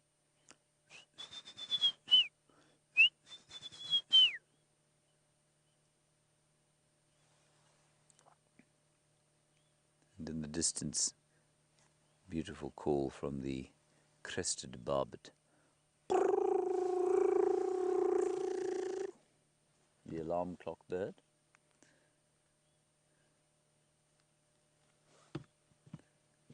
Very nice. Pleasant in the sun here, Davy. Lovely. You still got your balaclava on? He does, yes. He looks like he's about to rob a bank.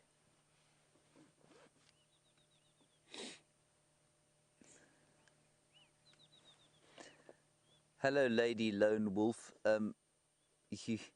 You want to know what is the most dangerous out of our big five. Lady Lone Wolf, I'm going to say a few things about that question. The first is that I find the big five, the term big five, to now be fairly offensive, simply because it's an old hunting term, and it describes the animals that were supposedly most dangerous to hunt.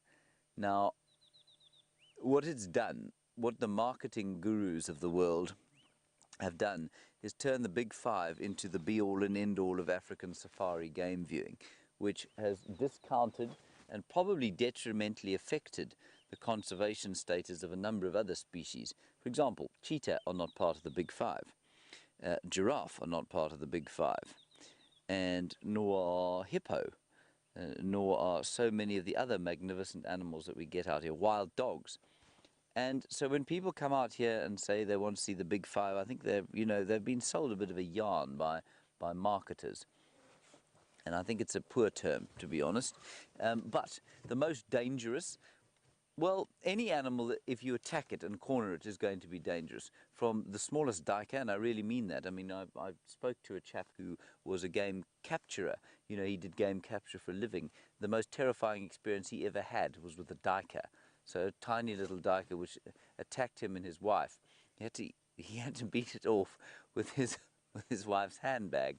I'm not kidding you. He had to beat a duiker off with his wife's handbag. Of the Big Five, they're all equally as dangerous as each other. If you corner one of them, you're going to be in trouble. Are these buffalo dangerous? A hunter will tell you that these buffalo are terribly dangerous. I guarantee you that if I got out of the car and clapped my hands now, they'd run away. And the only reason that they are dangerous to hunters is if you shoot one or when you injure it, well, then it's going to go and lie in a bush and wait for you. And when you come after it again, well, you can get what you basically, I mean, it's pretty easy to predict what you're going to get. So that's my take on the Big Five. Let's head, oh, there's another buffalo, another breeding herd of buffalo crossing the road in front of us. Unfortunately, that breeding herd of buffalo crossing the road in front of us probably lost one of their number at some stage during the night last night. They look to be in mourning. Let's head back to that hapless creature with the two lions and Byron.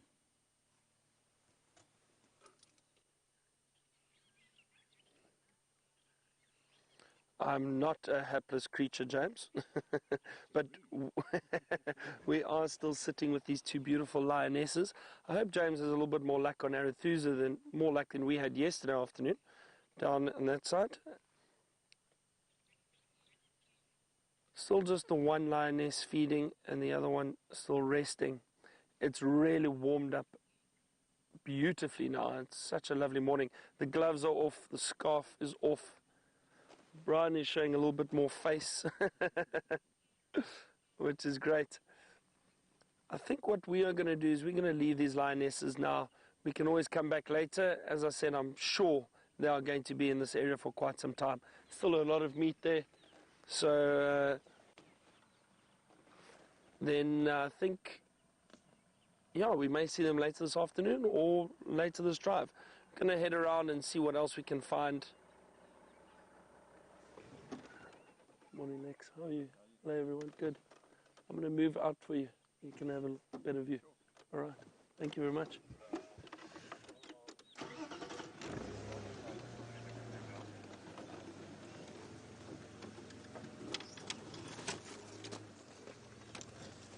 Beautiful, warm morning, isn't it? Enjoy, everybody.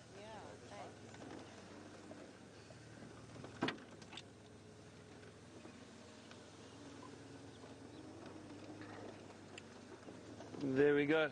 I think that one lioness will feed for a little while longer and then probably also lie down.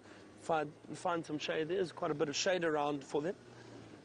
And rest for most of the day, and then when they're hungry again, get up and feed every so often.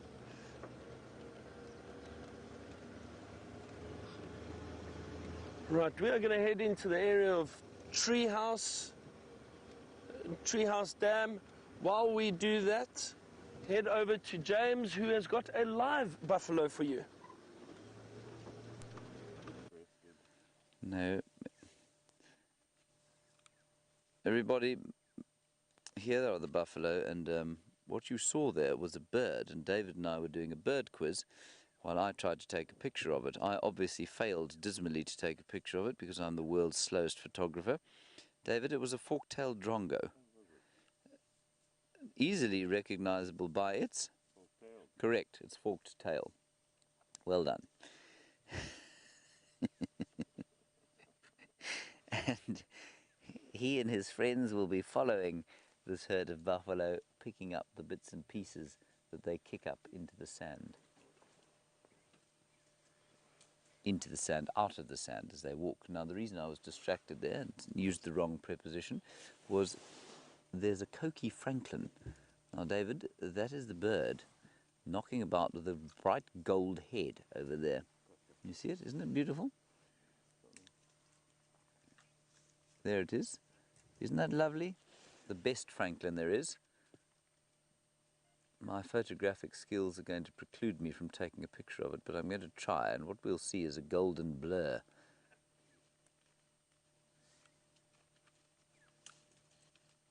And just listen to the buffalo moving. I love the sound of them moving through the bush. I find it very comforting.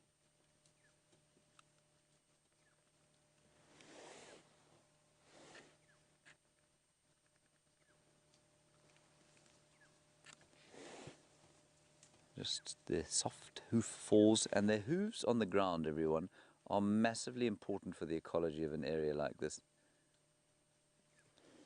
We need their hooves to break up the ground, to bury the seeds of the grass. Hugely, hugely important. Ah, David, there is one that seems to have got himself caught on a tree. He's scratching his nether regions. Very nice. Yeah, well done. Not only the elephants who cause distress to the combretum trees. I imagine that combretum tree didn't wake up this morning imagining it would be looking at the undercarriage of a buffalo as it walked by in the sunshine. I think that one's just a bit careless.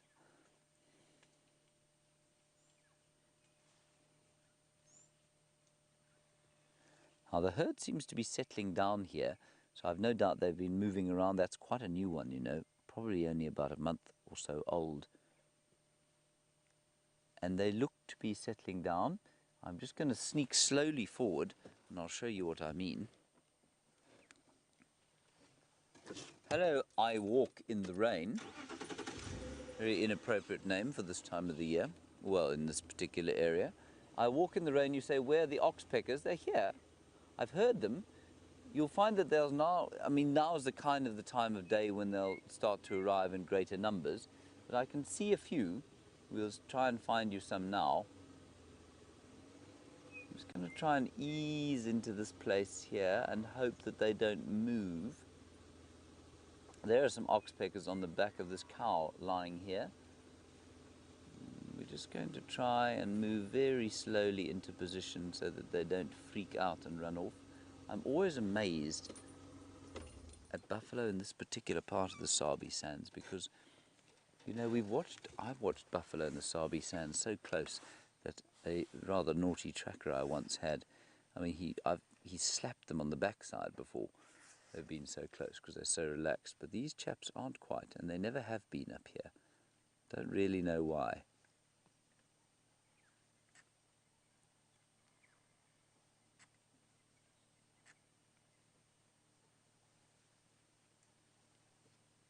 Lovely shot there.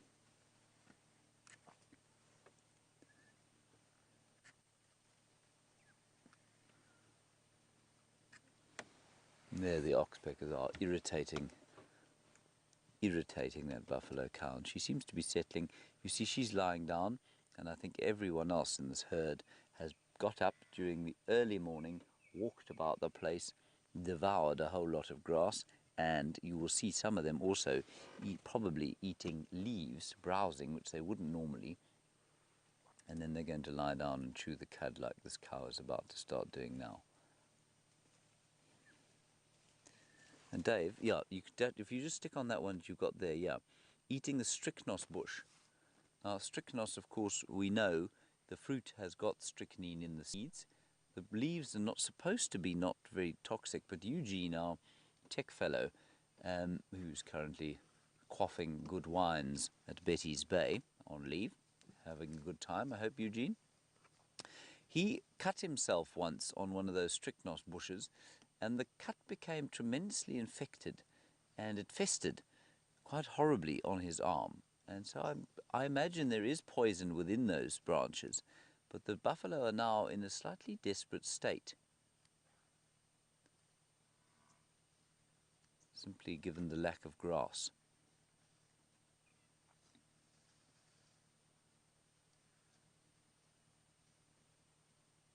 You can hear them going, wah. That's large amounts of methane being released into the atmosphere. Let's sneak a little bit forward. Which feels a bit ridiculous to say you're going to sneak forward in a vehicle like this.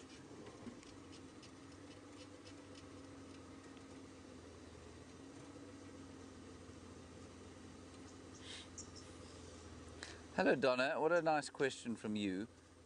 Sorry, the reason some of them are reacting is because there's a breeze blowing slightly sort of from behind us towards them, and they don't like that very much.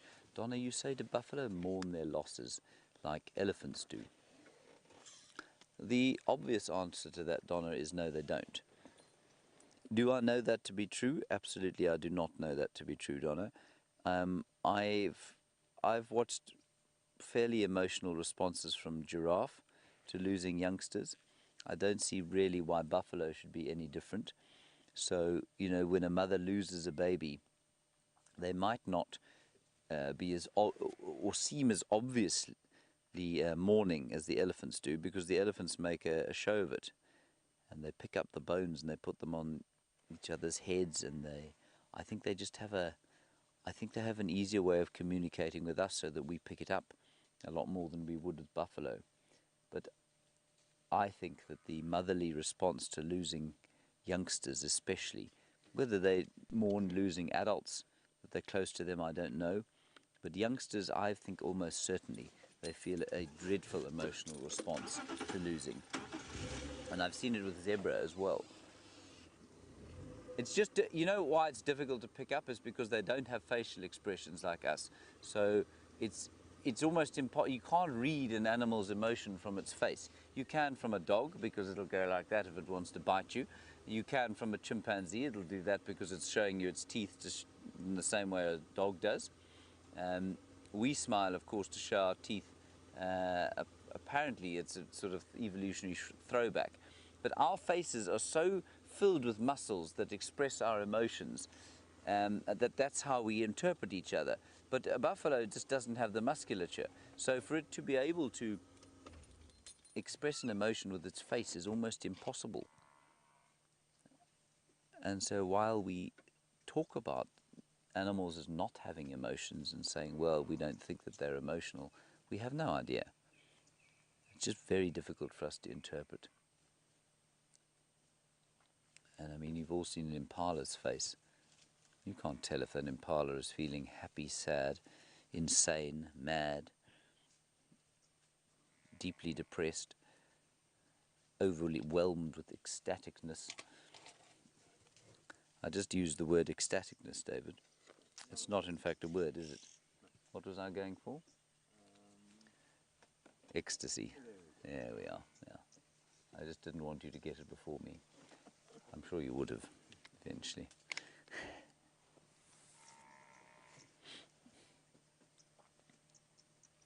Alrighty, we're going to leave these buffalo, nip on to Arethusa, see if we can find some leopard tracks. And while we do that, let's head across to Byron and find out what he's got to show you.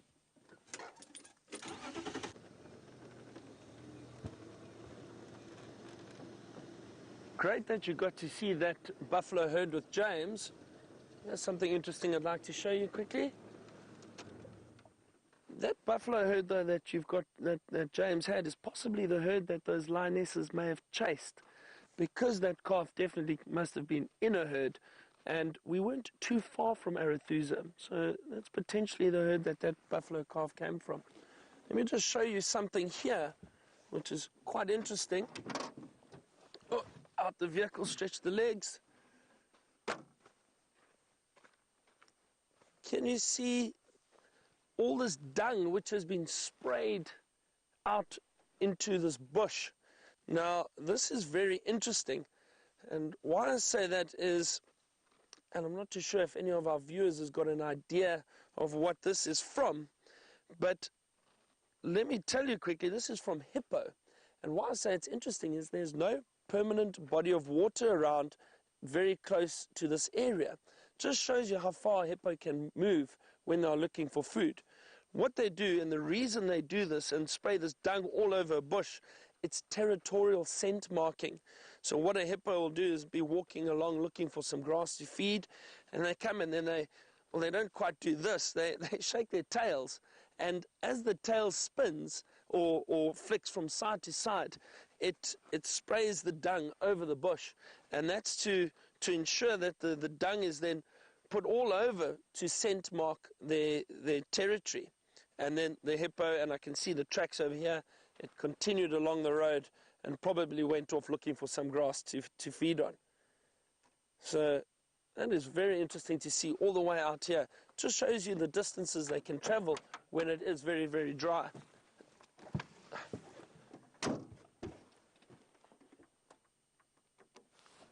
Brian, I hope you weren't laughing at my hippo attempt, my scent marking attempt.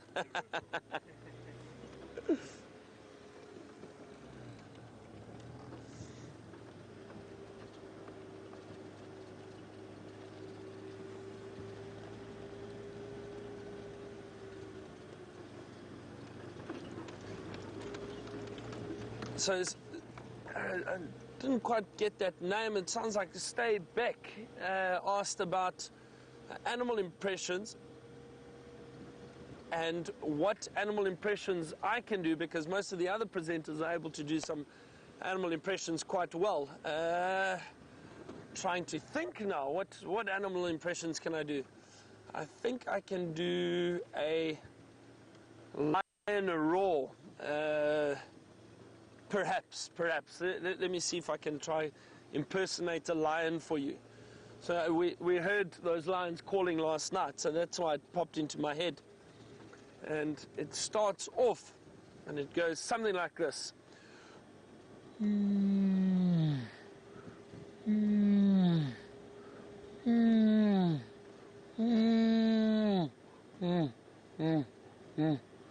That's a lion in the distance, I think.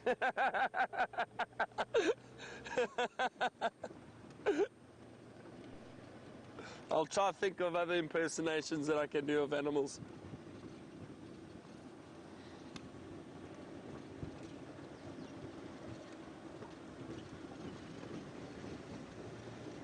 And now just on our southern boundary, it's the sun is out in full force. It's going to be a beautiful warm day today, and this just with this cool breeze in the air, fresh air. It's amazing. Really, really beautiful morning.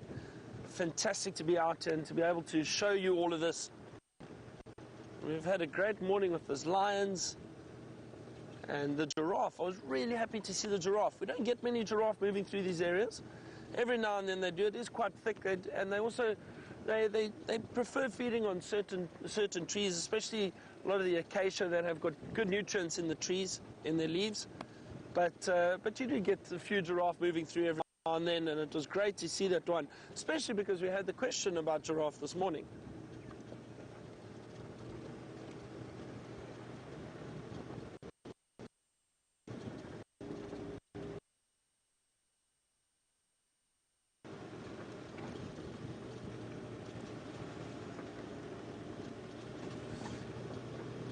So James Richard asked a question about our Facebook chat, and on that chat I mentioned that I'd travelled to Australia and seen one or two zoos in Australia while I was out there. And James Richard would like to know what other destinations I've travelled to and areas I have been. James Richard, I've been quite fortunate. I've travelled a fair amount into different areas. I've been to America when I was very young, though. I'd love to go back, and I want to see, it's funny, but I want to see the big cities. I want to see New York again, and maybe Chicago and Las Vegas, maybe just because it's so different and I'm not used to it. So, to see those places would be great. But I've been to London, been to Ireland. Recently I went to Croatia and Greece, which was very beautiful, very different. So I have been lucky enough to travel around a bit,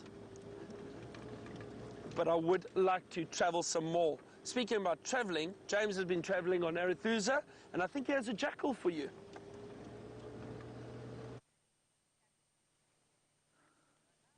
Now, very lucky we are indeed, everybody. A side-striped jackal which was lurking just behind a bush. Oh, it's having a wee. Very nice. Obviously the male of the little pair that lives around here at the southern end of the Arethusa airstrip. Isn't he lovely? And he's relaxed a bit. I didn't nearly run him over, but we came round a bush and he was right close by. He was lying in the shade like I think he's going to do now. And he went scuttling off and then he's relaxed. His black-backed cousin tends to be quite a lot more relaxed than he is, just about all the time, much more confiding, much less nervous.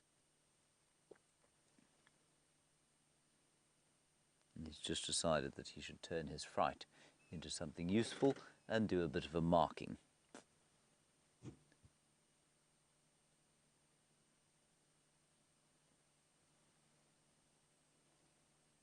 And unfortunately, he's gone now south of where we're allowed to be. So while we can film him in there, we cannot get closer to him. But Dave can. Well done, David.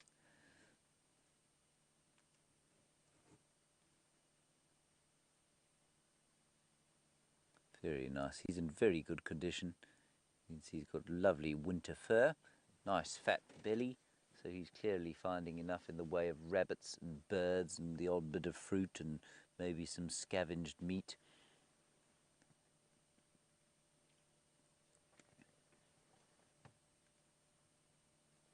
What a great sighting. I'm just wondering if he isn't going to fetch up with his partner. They're not quite as fastidious about maintaining their pair bonds, I don't think, than the black-backed version. But there should be another one around here, and Brent has definitely seen another one around here.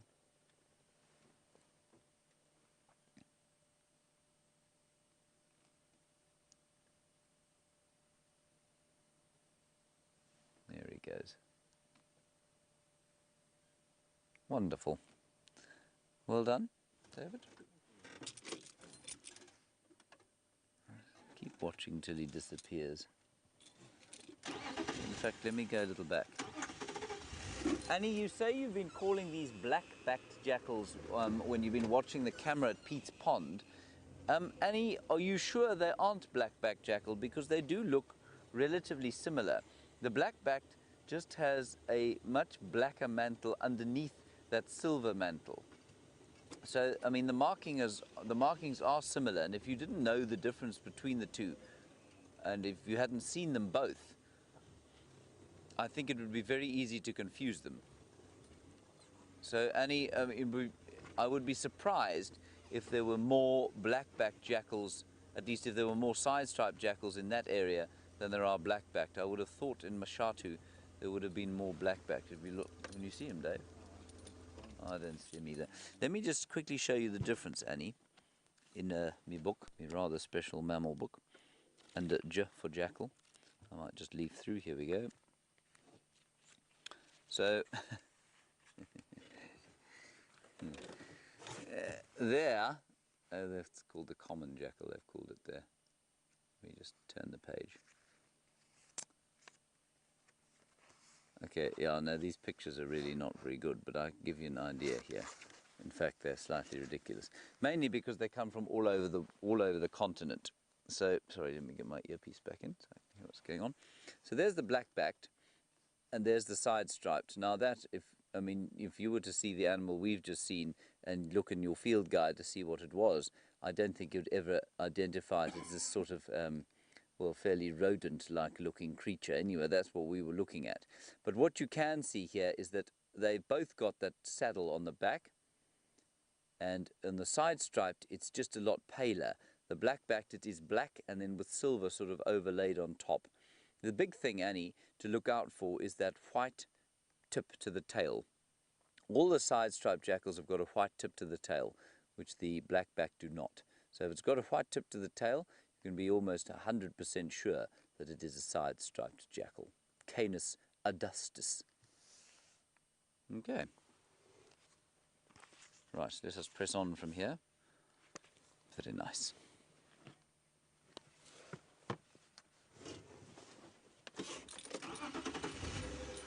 Hello, Aaron in New Zealand. You're wondering about the average litter size. The average litter size of the side-striped jackal, Aaron, is, I think, 3 or 4. Stand by. It doesn't say in this particular book. I'm going to go with 3 or 4 little pups. That's certainly what it is for the black-backed, and I imagine it's probably the same. So they'll be smaller than wild dog litters, and I suspect it can probably be up to 10, but I would imagine 3 or 4, maybe 5 is about the average. So slightly more than the cats. I will check that up for you though. I'm not sure exactly.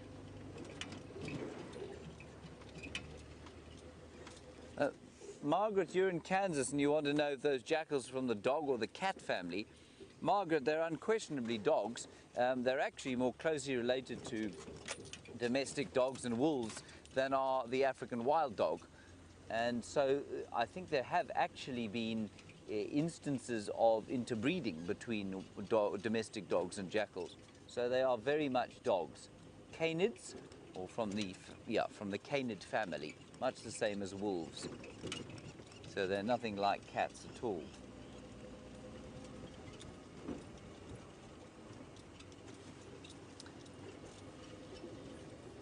And Jim, I was just describing the diet of that jackal and saying, you know, it's probably filling itself up with a bit of a scavenged food, some birds, if they can catch ground-dwelling birds, maybe the odd lizard, perhaps some fruit if there is any, and maybe, if it's very lucky, a scrub hare. I think there are probably quite a few scrub hares. You say, how much do they scavenge versus hunt or forage on their own? I think you will find, percentage-wise, a side-striped jackal would probably catch, I would say, about 80% of its own food, 20% scavenging. Byron has got a very short-tailed eagle to show you.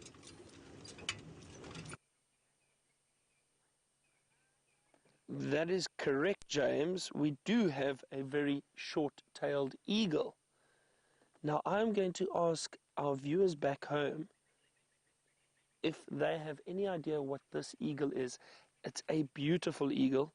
And every now and then when he turns to the right, you can see that very beautiful red face. Look there. You can just see that red face.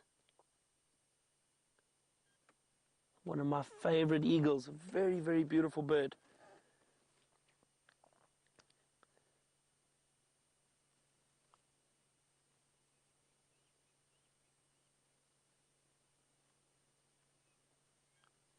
See if we can get some answers from any of you, and if who knows what eagle this is, or if you can hazard a guess.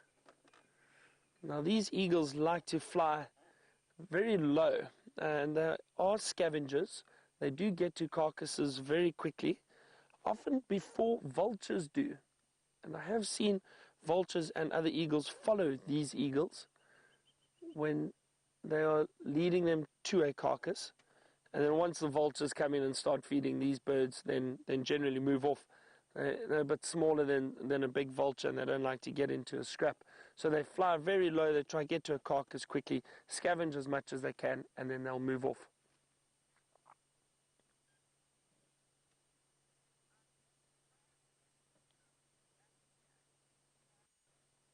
So our first answer is from Claude's-Gate, and you are 100% correct. This is a Battalier eagle. Very, very beautiful, beautiful eagle.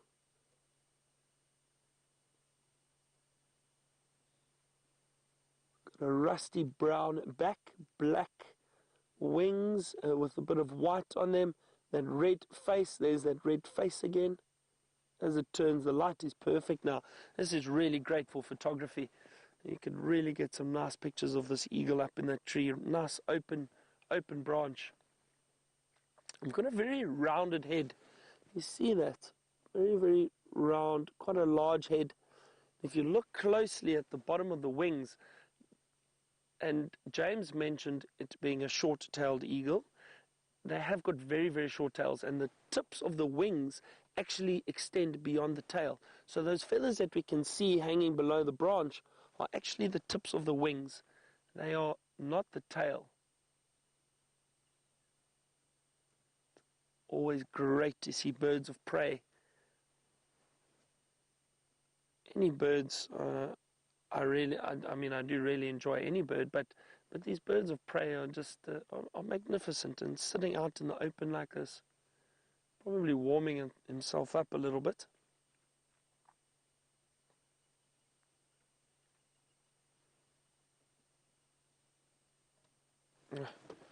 Really wonderful. That is nice. I've not seen a batelier perched like that for quite some time.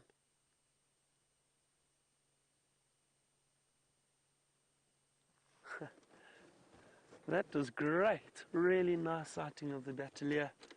Let us carry on and see what else we can find.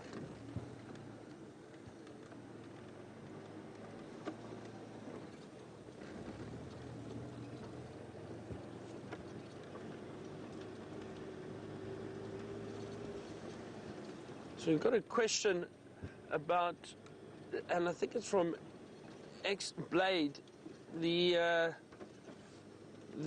size of this eagle and whether or not it is larger or smaller than the bald eagle. Now, I'm not entirely sure the size of the bald eagle, but my understanding is the bald eagle is a very large eagle. This is not a particularly big eagle, so I am assuming, and I'm almost 100% certain, that this batelier, oh, look at it ruffling its feathers there, that this batelier is much smaller than a bald eagle. Much smaller than a bald eagle.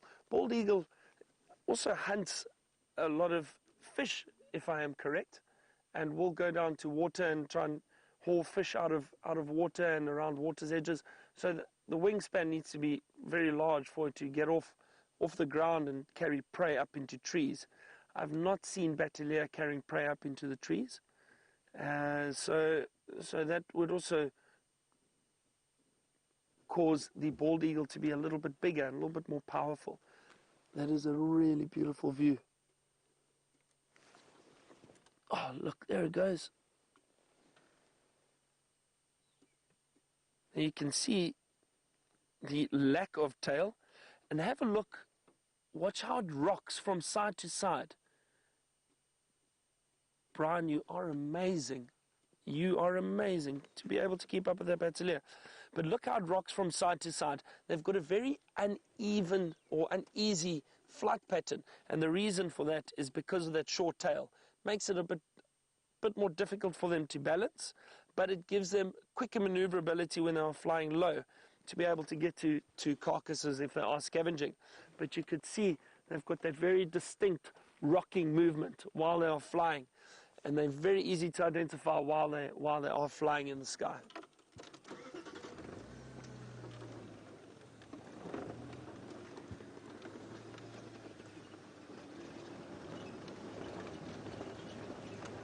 He posed perfectly for us there for a while. Nice to see them take off and fly, especially when I'm taking photographers out or on safari. I really enjoy photography too, and it's sightings like that we really love, because when you are... Sorry, I just thought I saw something here quickly. Give me a second. I just want to jump off and see what I saw. But as I was saying, with photographers, a sighting like that is wonderful, because as the bird takes off, you first got it perching, and then as it takes off, you get those beautiful wings opening up. Great for photography.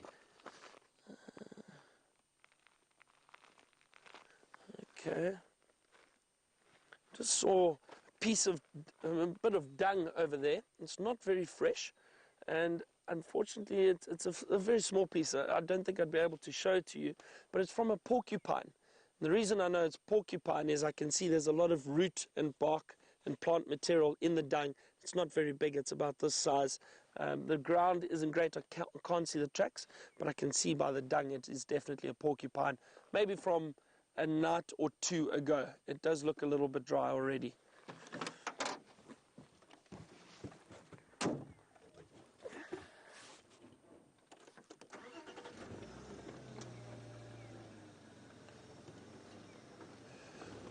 While we are carrying on looking for some wildlife, James has got a beautiful, beautiful antelope for you.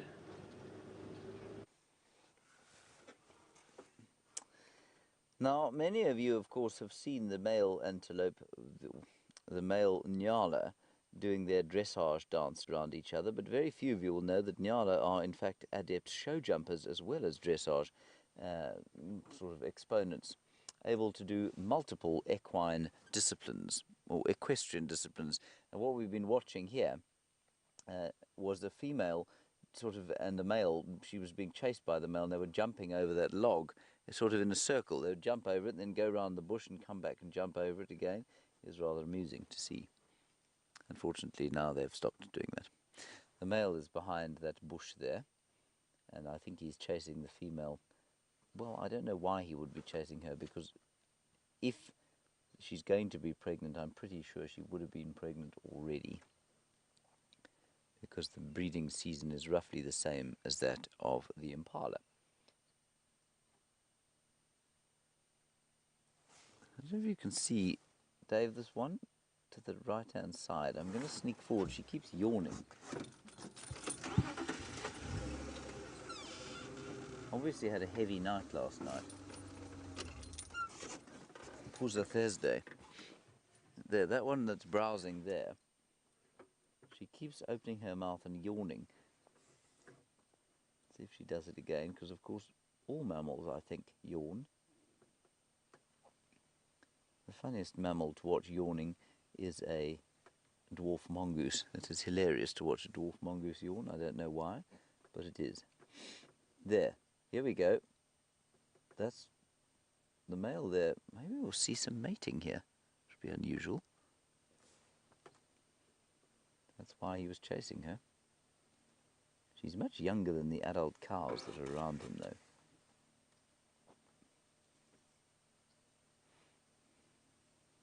Dirty old man.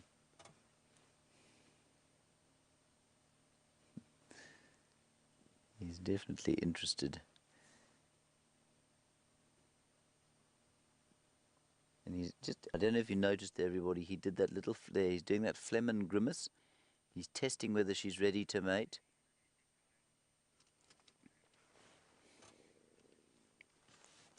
And perhaps decided that she's not quite as ready as he thought at first. Brilliantly coloured, don't you think? He's an exceptionally clever colour. But so are his cohorts. Let's go back a little bit. I think they're the most beautiful antelope. They're my favourite.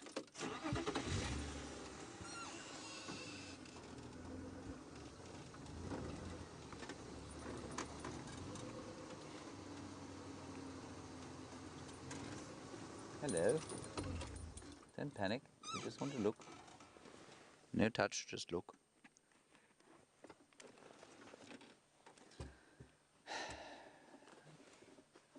Sighing, of course, because that was such a lovely photographic opportunity.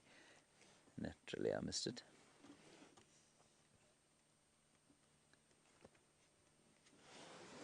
Let's go back again behind the quarry bush. And there's also a little flock of guinea fowl knocking about on the ground. And everything, I say this just about every day at this time, things are warming up and calming down. That expectation of the early morning is sort of dissipating into the settled peace of the mid-morning. David, I'm going to take a world-class photograph now. Yes, I'm sure you do. I'm sure you feel your day would be immeasurably improved by it.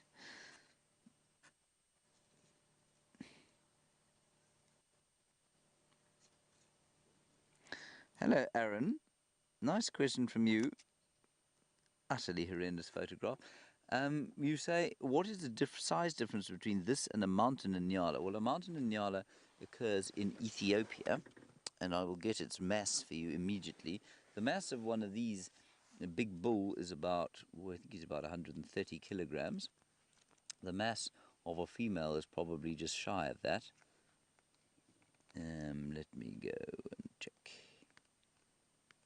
The tragelaphid antelope, very famous, magnificent family.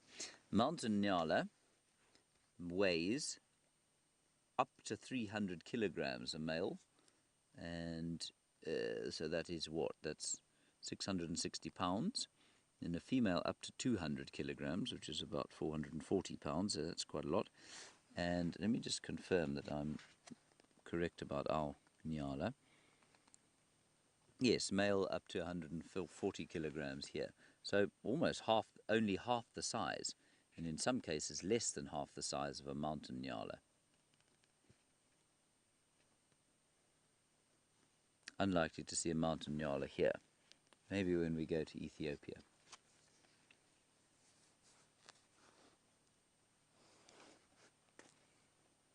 David, you getting warming up there? A little bit, yeah. David's taking off a layer or two, everyone. It's not an elephant sitting on the back of the car.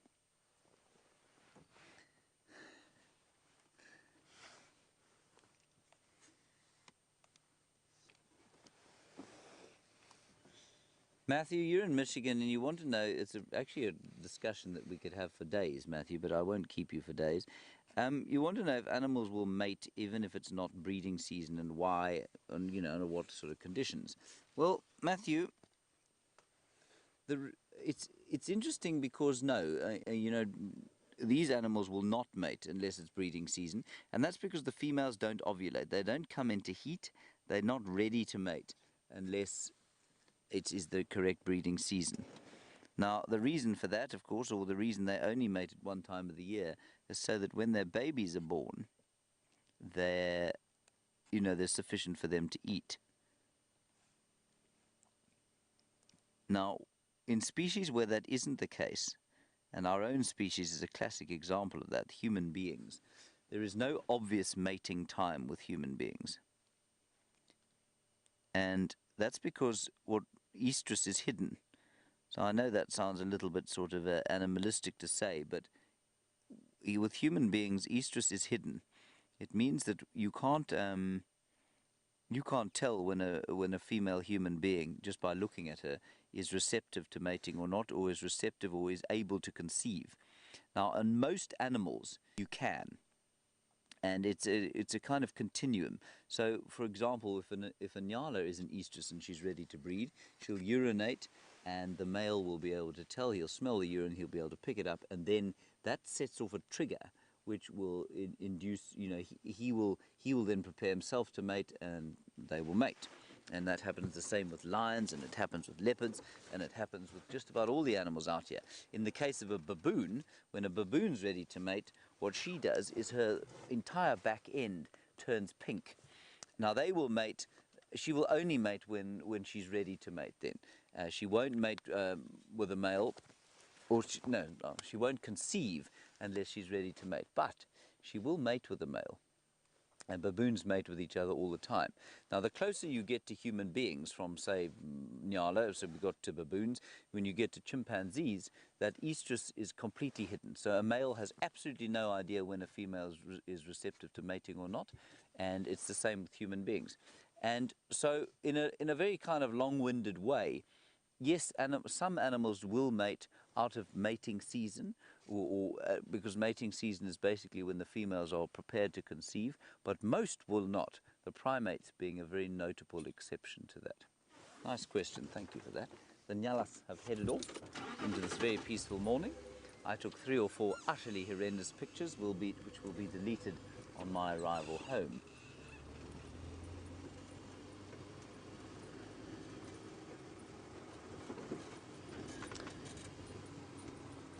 All right, let's go across to Byron.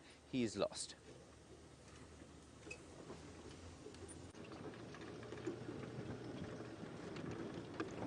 Great that James got to show you that in Nyala. That's one of my favorite antelope in the area.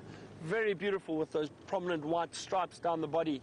And I understand the male was trying to chase the female. Isn't that the story of our lives? We have been driving around in search for any activity. We had a duiker which stood for about a minute and ran off just before we could show you. They are very shy little antelope, and they don't hang around for too long. What we're going to do is try head towards Weatella waterhole and see if there's any activity around there. Maybe some good bird life.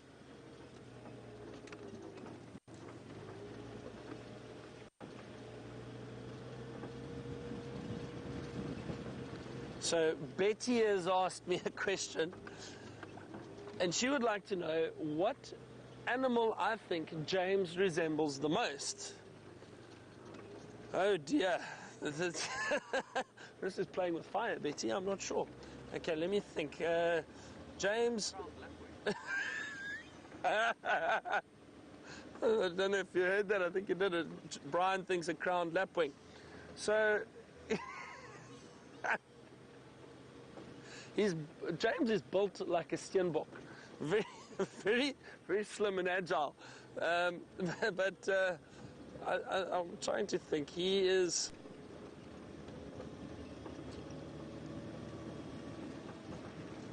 To be honest, I think James resembles an owl, and I'll tell you why. So I think the thin legs, definitely, but he's got a very calm nature about him most of the time, and James is very wise. He's one of the most intelligent people I know, and he's a good friend of mine. But I think he resembles an owl. You know, he kind of sits in. You can ask him something. He'll give you advice, and then he. I just see, like we saw that giant eagle owl the other day, and when they sit and they blink very slowly, and James often does that, so maybe it looks like an owl or resembles an owl. Wise old James. You need to ask James a question about his touch rugby experience with me a few years ago. James is at Arethusa waterhole now. Why don't you go have a look and see what he has got there?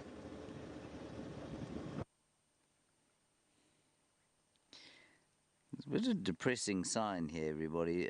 We've got, of course, hippopotamus there that you can see, and all around it, all those kind of snaky bits in the water. Well, those are catfish. And they're in the last bit of water. It's not very deep. In fact, it's pretty shallow in there. And I think they're probably having a dreadful, dreadful time. Look at them all. I mean, there are hundreds of them slithering about.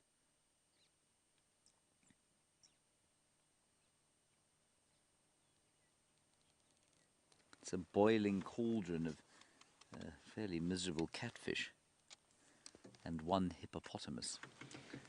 Yuck. Oh, well, that is the way it is with droughts. Can't believe how full this dam was when I started, just over a year ago.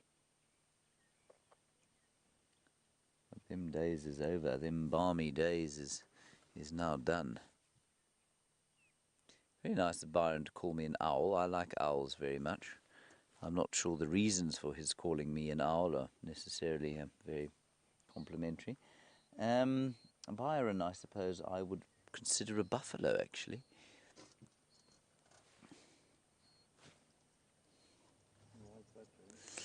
I'm trying to think. He's a fairly large fellow, you know. He's quite well muscled. He's been known to charge in every so often. Good morning. Do you? Thank you very much. Please keep watching us every day and tell all your friends and even your enemies. Enjoy. That's very sweet. It's always nice to see people who watch us. So Byron is a buffalo, I think, yes. Muscly fellow, He likes to charge in every so often, sometimes not in the most considered fashion. There he is, you see? If you've ever seen Byron on a rugby field, you'll know exactly what I mean. He turns into a raging buffalo.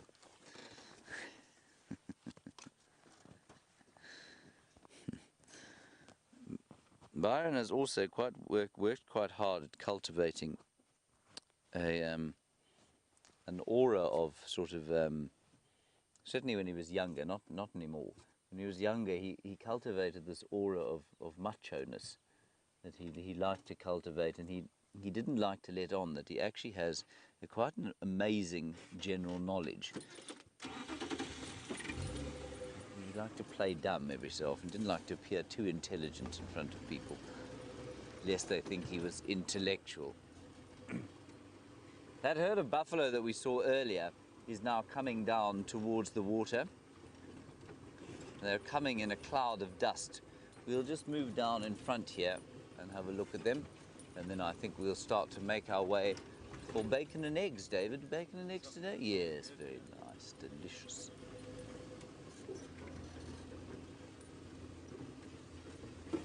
All right, let's go back to, we're going to wait here for the buffalo. Let's go back to Byron and a monkey herd.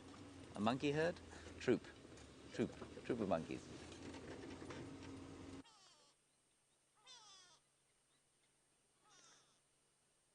Thank you for calling me a buffalo, James, or or comparing me to a buffalo. So we have got a monkey. It just looks like one vervet monkey, not velvet, vervet. He's just in the top of the tree at the moment, kind of hiding from us.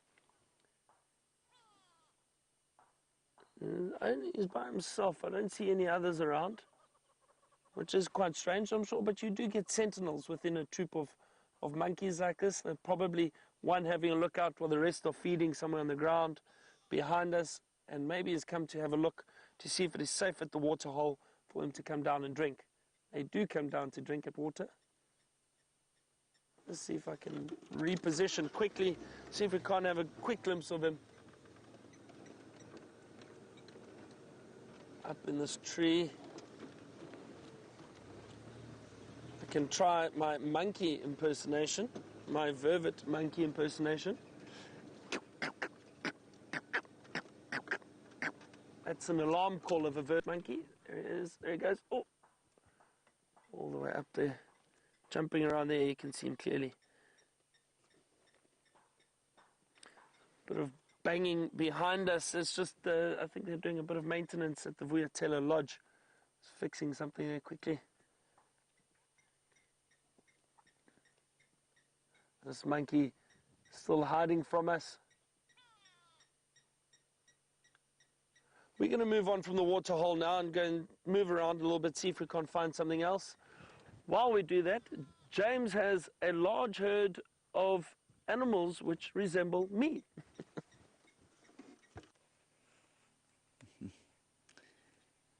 Here we are with a large herd of Byron walking past. I'm sure Byron's parents would be too pleased that I'd compared him with a buffalo, but they are rather good animals, I think. Very nice. They're all going down to have a little bit of a drink now.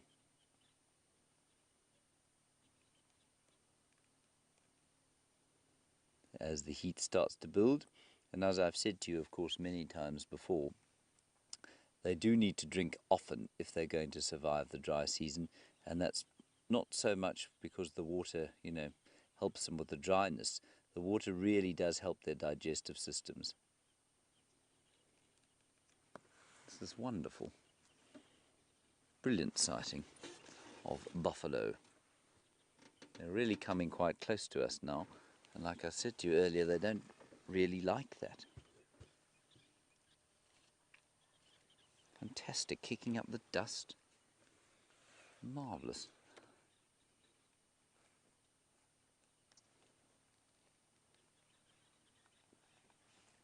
A couple of them running. Be nice to see some lions, obviously, sort of chasing them from behind, but I mean, this isn't bad.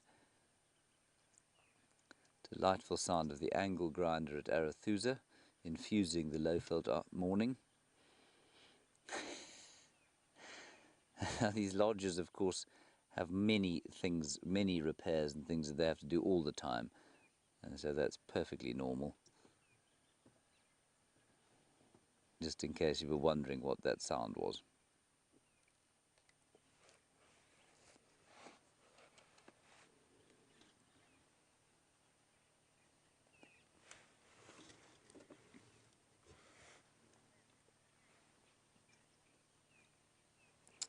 Hello, Kim in South Carolina.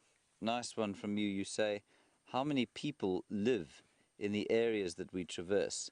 Kim, none on the actual reserve, but outside the reserve, many. There are about 4.5 million that live on the borders of the Kruger National Park, but no villagers inside the park other than staff and sort of conservation staff and tourism staff and that sort of thing, and administration staff. But there are no actual sort of permanent settlements, if you like, within the Kruger National Park.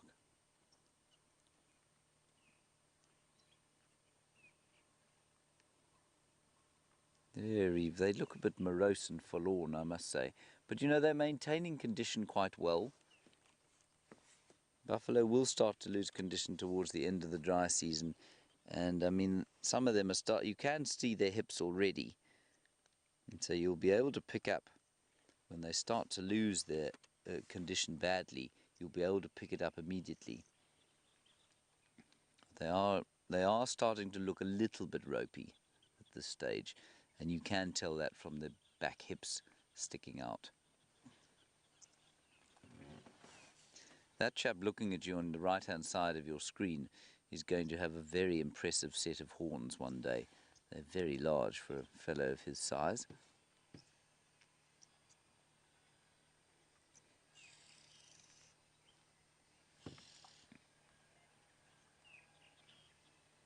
And some of them are stopping to look at us. Others have made it down to the water. Let me just flick round. Just going to reverse slightly.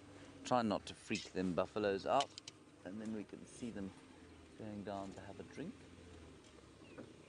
I'm very glad I don't have to drink this water.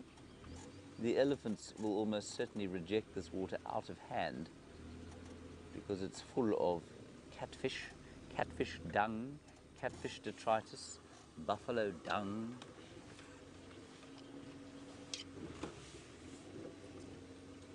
Now Donald, very nice question from you about the catfish and whether or not the animals will start to take advantage of them. Yes, there will be a few, certainly, Donald, and birds largely. I think you're going to find a big dissension eventually of marabou. Storks are going to come into this area, possibly some fish eagles, and I think also once it gets really dry, hyenas will go in there and take them out. You might even find young leopards who are really hungry going in there and taking the odd catfish out.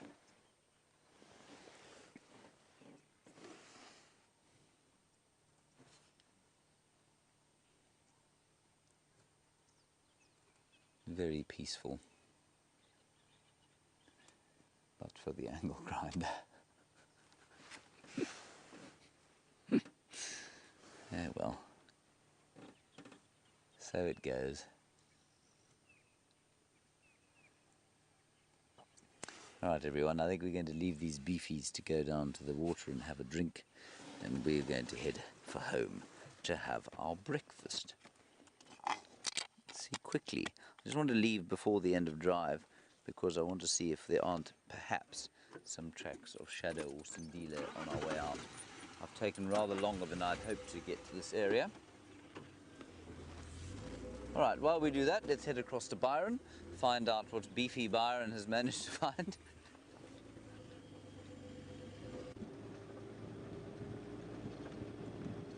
I have found something for you. I'm just trying to get to it. There's a road. I think you're going to be pleasantly surprised. Wonderful to see a big herd of buffalo with James, though. It's always great. Let's have a look here.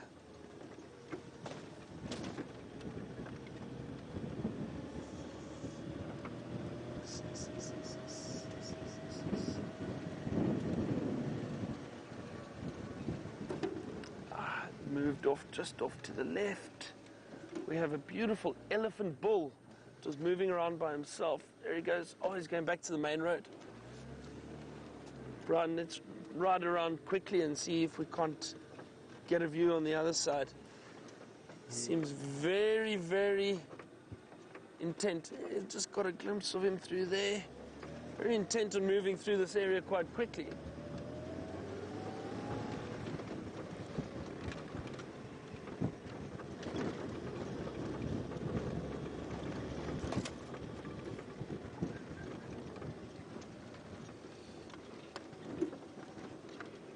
We might get him crossing. I don't know if he's crossed already.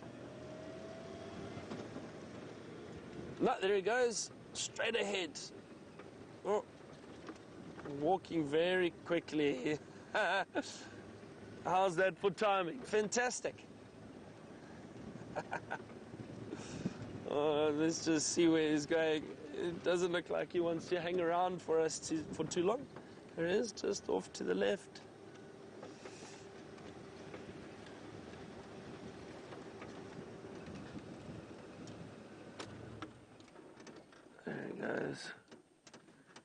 Walking quite quickly. Possibility is heading into an area where you can find some water. But it is still quite far from the Vuyatela waterhole. So unless he knows of another smaller waterhole where he could potentially find something to drink.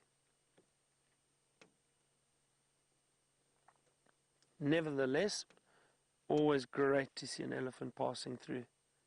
Just shows you how quickly they can disappear into the thickets. Look at that. I mean, across the road and he's gone. If you were driving past now, I doubt you would be able to see him. I mean, I can't see him now. Just getting a bit of movement there.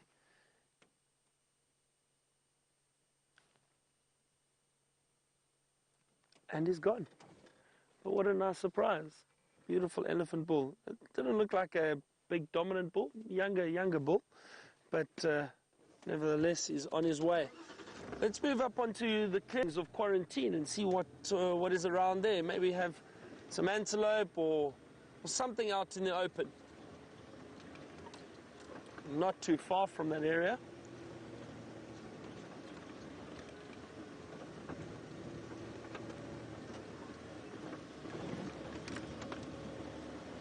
Beautiful marula trees up around this clearing. It's a pity it's not summer. I'd love to go and pick up the marula fruit and eat them in summer. They really are quite tasty.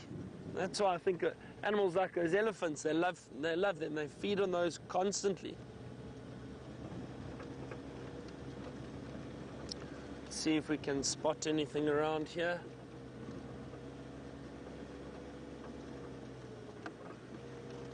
Nice open clearing. I'm sure in summer you get a lot of animals frequenting this area. Oh, there we go.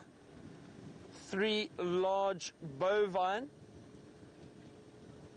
There's some buffalo. Not quite as many as you had with the herd with James. But always nice to see these buffalo. These are 4. 4 old buffalo bulls just enjoying the sun and ruminating. If you have a look at that big one, especially to the back, the back one, there we go, Brian, that one, ruminating, enjoying the last bit of food. Well, it's been a fantastic morning with all of you. I hope you've enjoyed it as much as I have. So nice to be able to see the lion, elephant. It's a nice cool morning, warming up beautifully. Really, really great. So thank you very much to Brian and the thumb.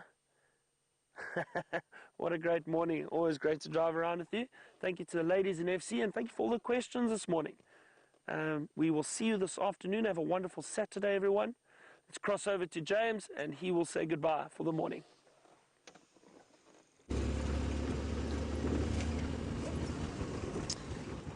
We're just leaving Arathusa now, everybody, and I have not found any evidence of leopards. So maybe we'll try the northern reaches today. I may head back to Cheetah Plains. In fact, we might send Byron to Cheetah Plains to explore this afternoon. It was just the most wonderful afternoon we had there yesterday. with all those elephants and zebras. Maybe some dealer will pop out and maybe he won't. But what we can be sure about is that the afternoon will be very beautiful and well worth a visit.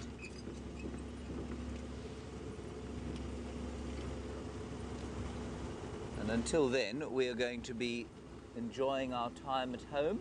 Today for me is a photograph deleting day. It's always a slightly dejecting time of my life. All right, thank you, David, for your efforts today. Big thank you to all of you for your chats. We had a lovely time warming our mouths as we spoke.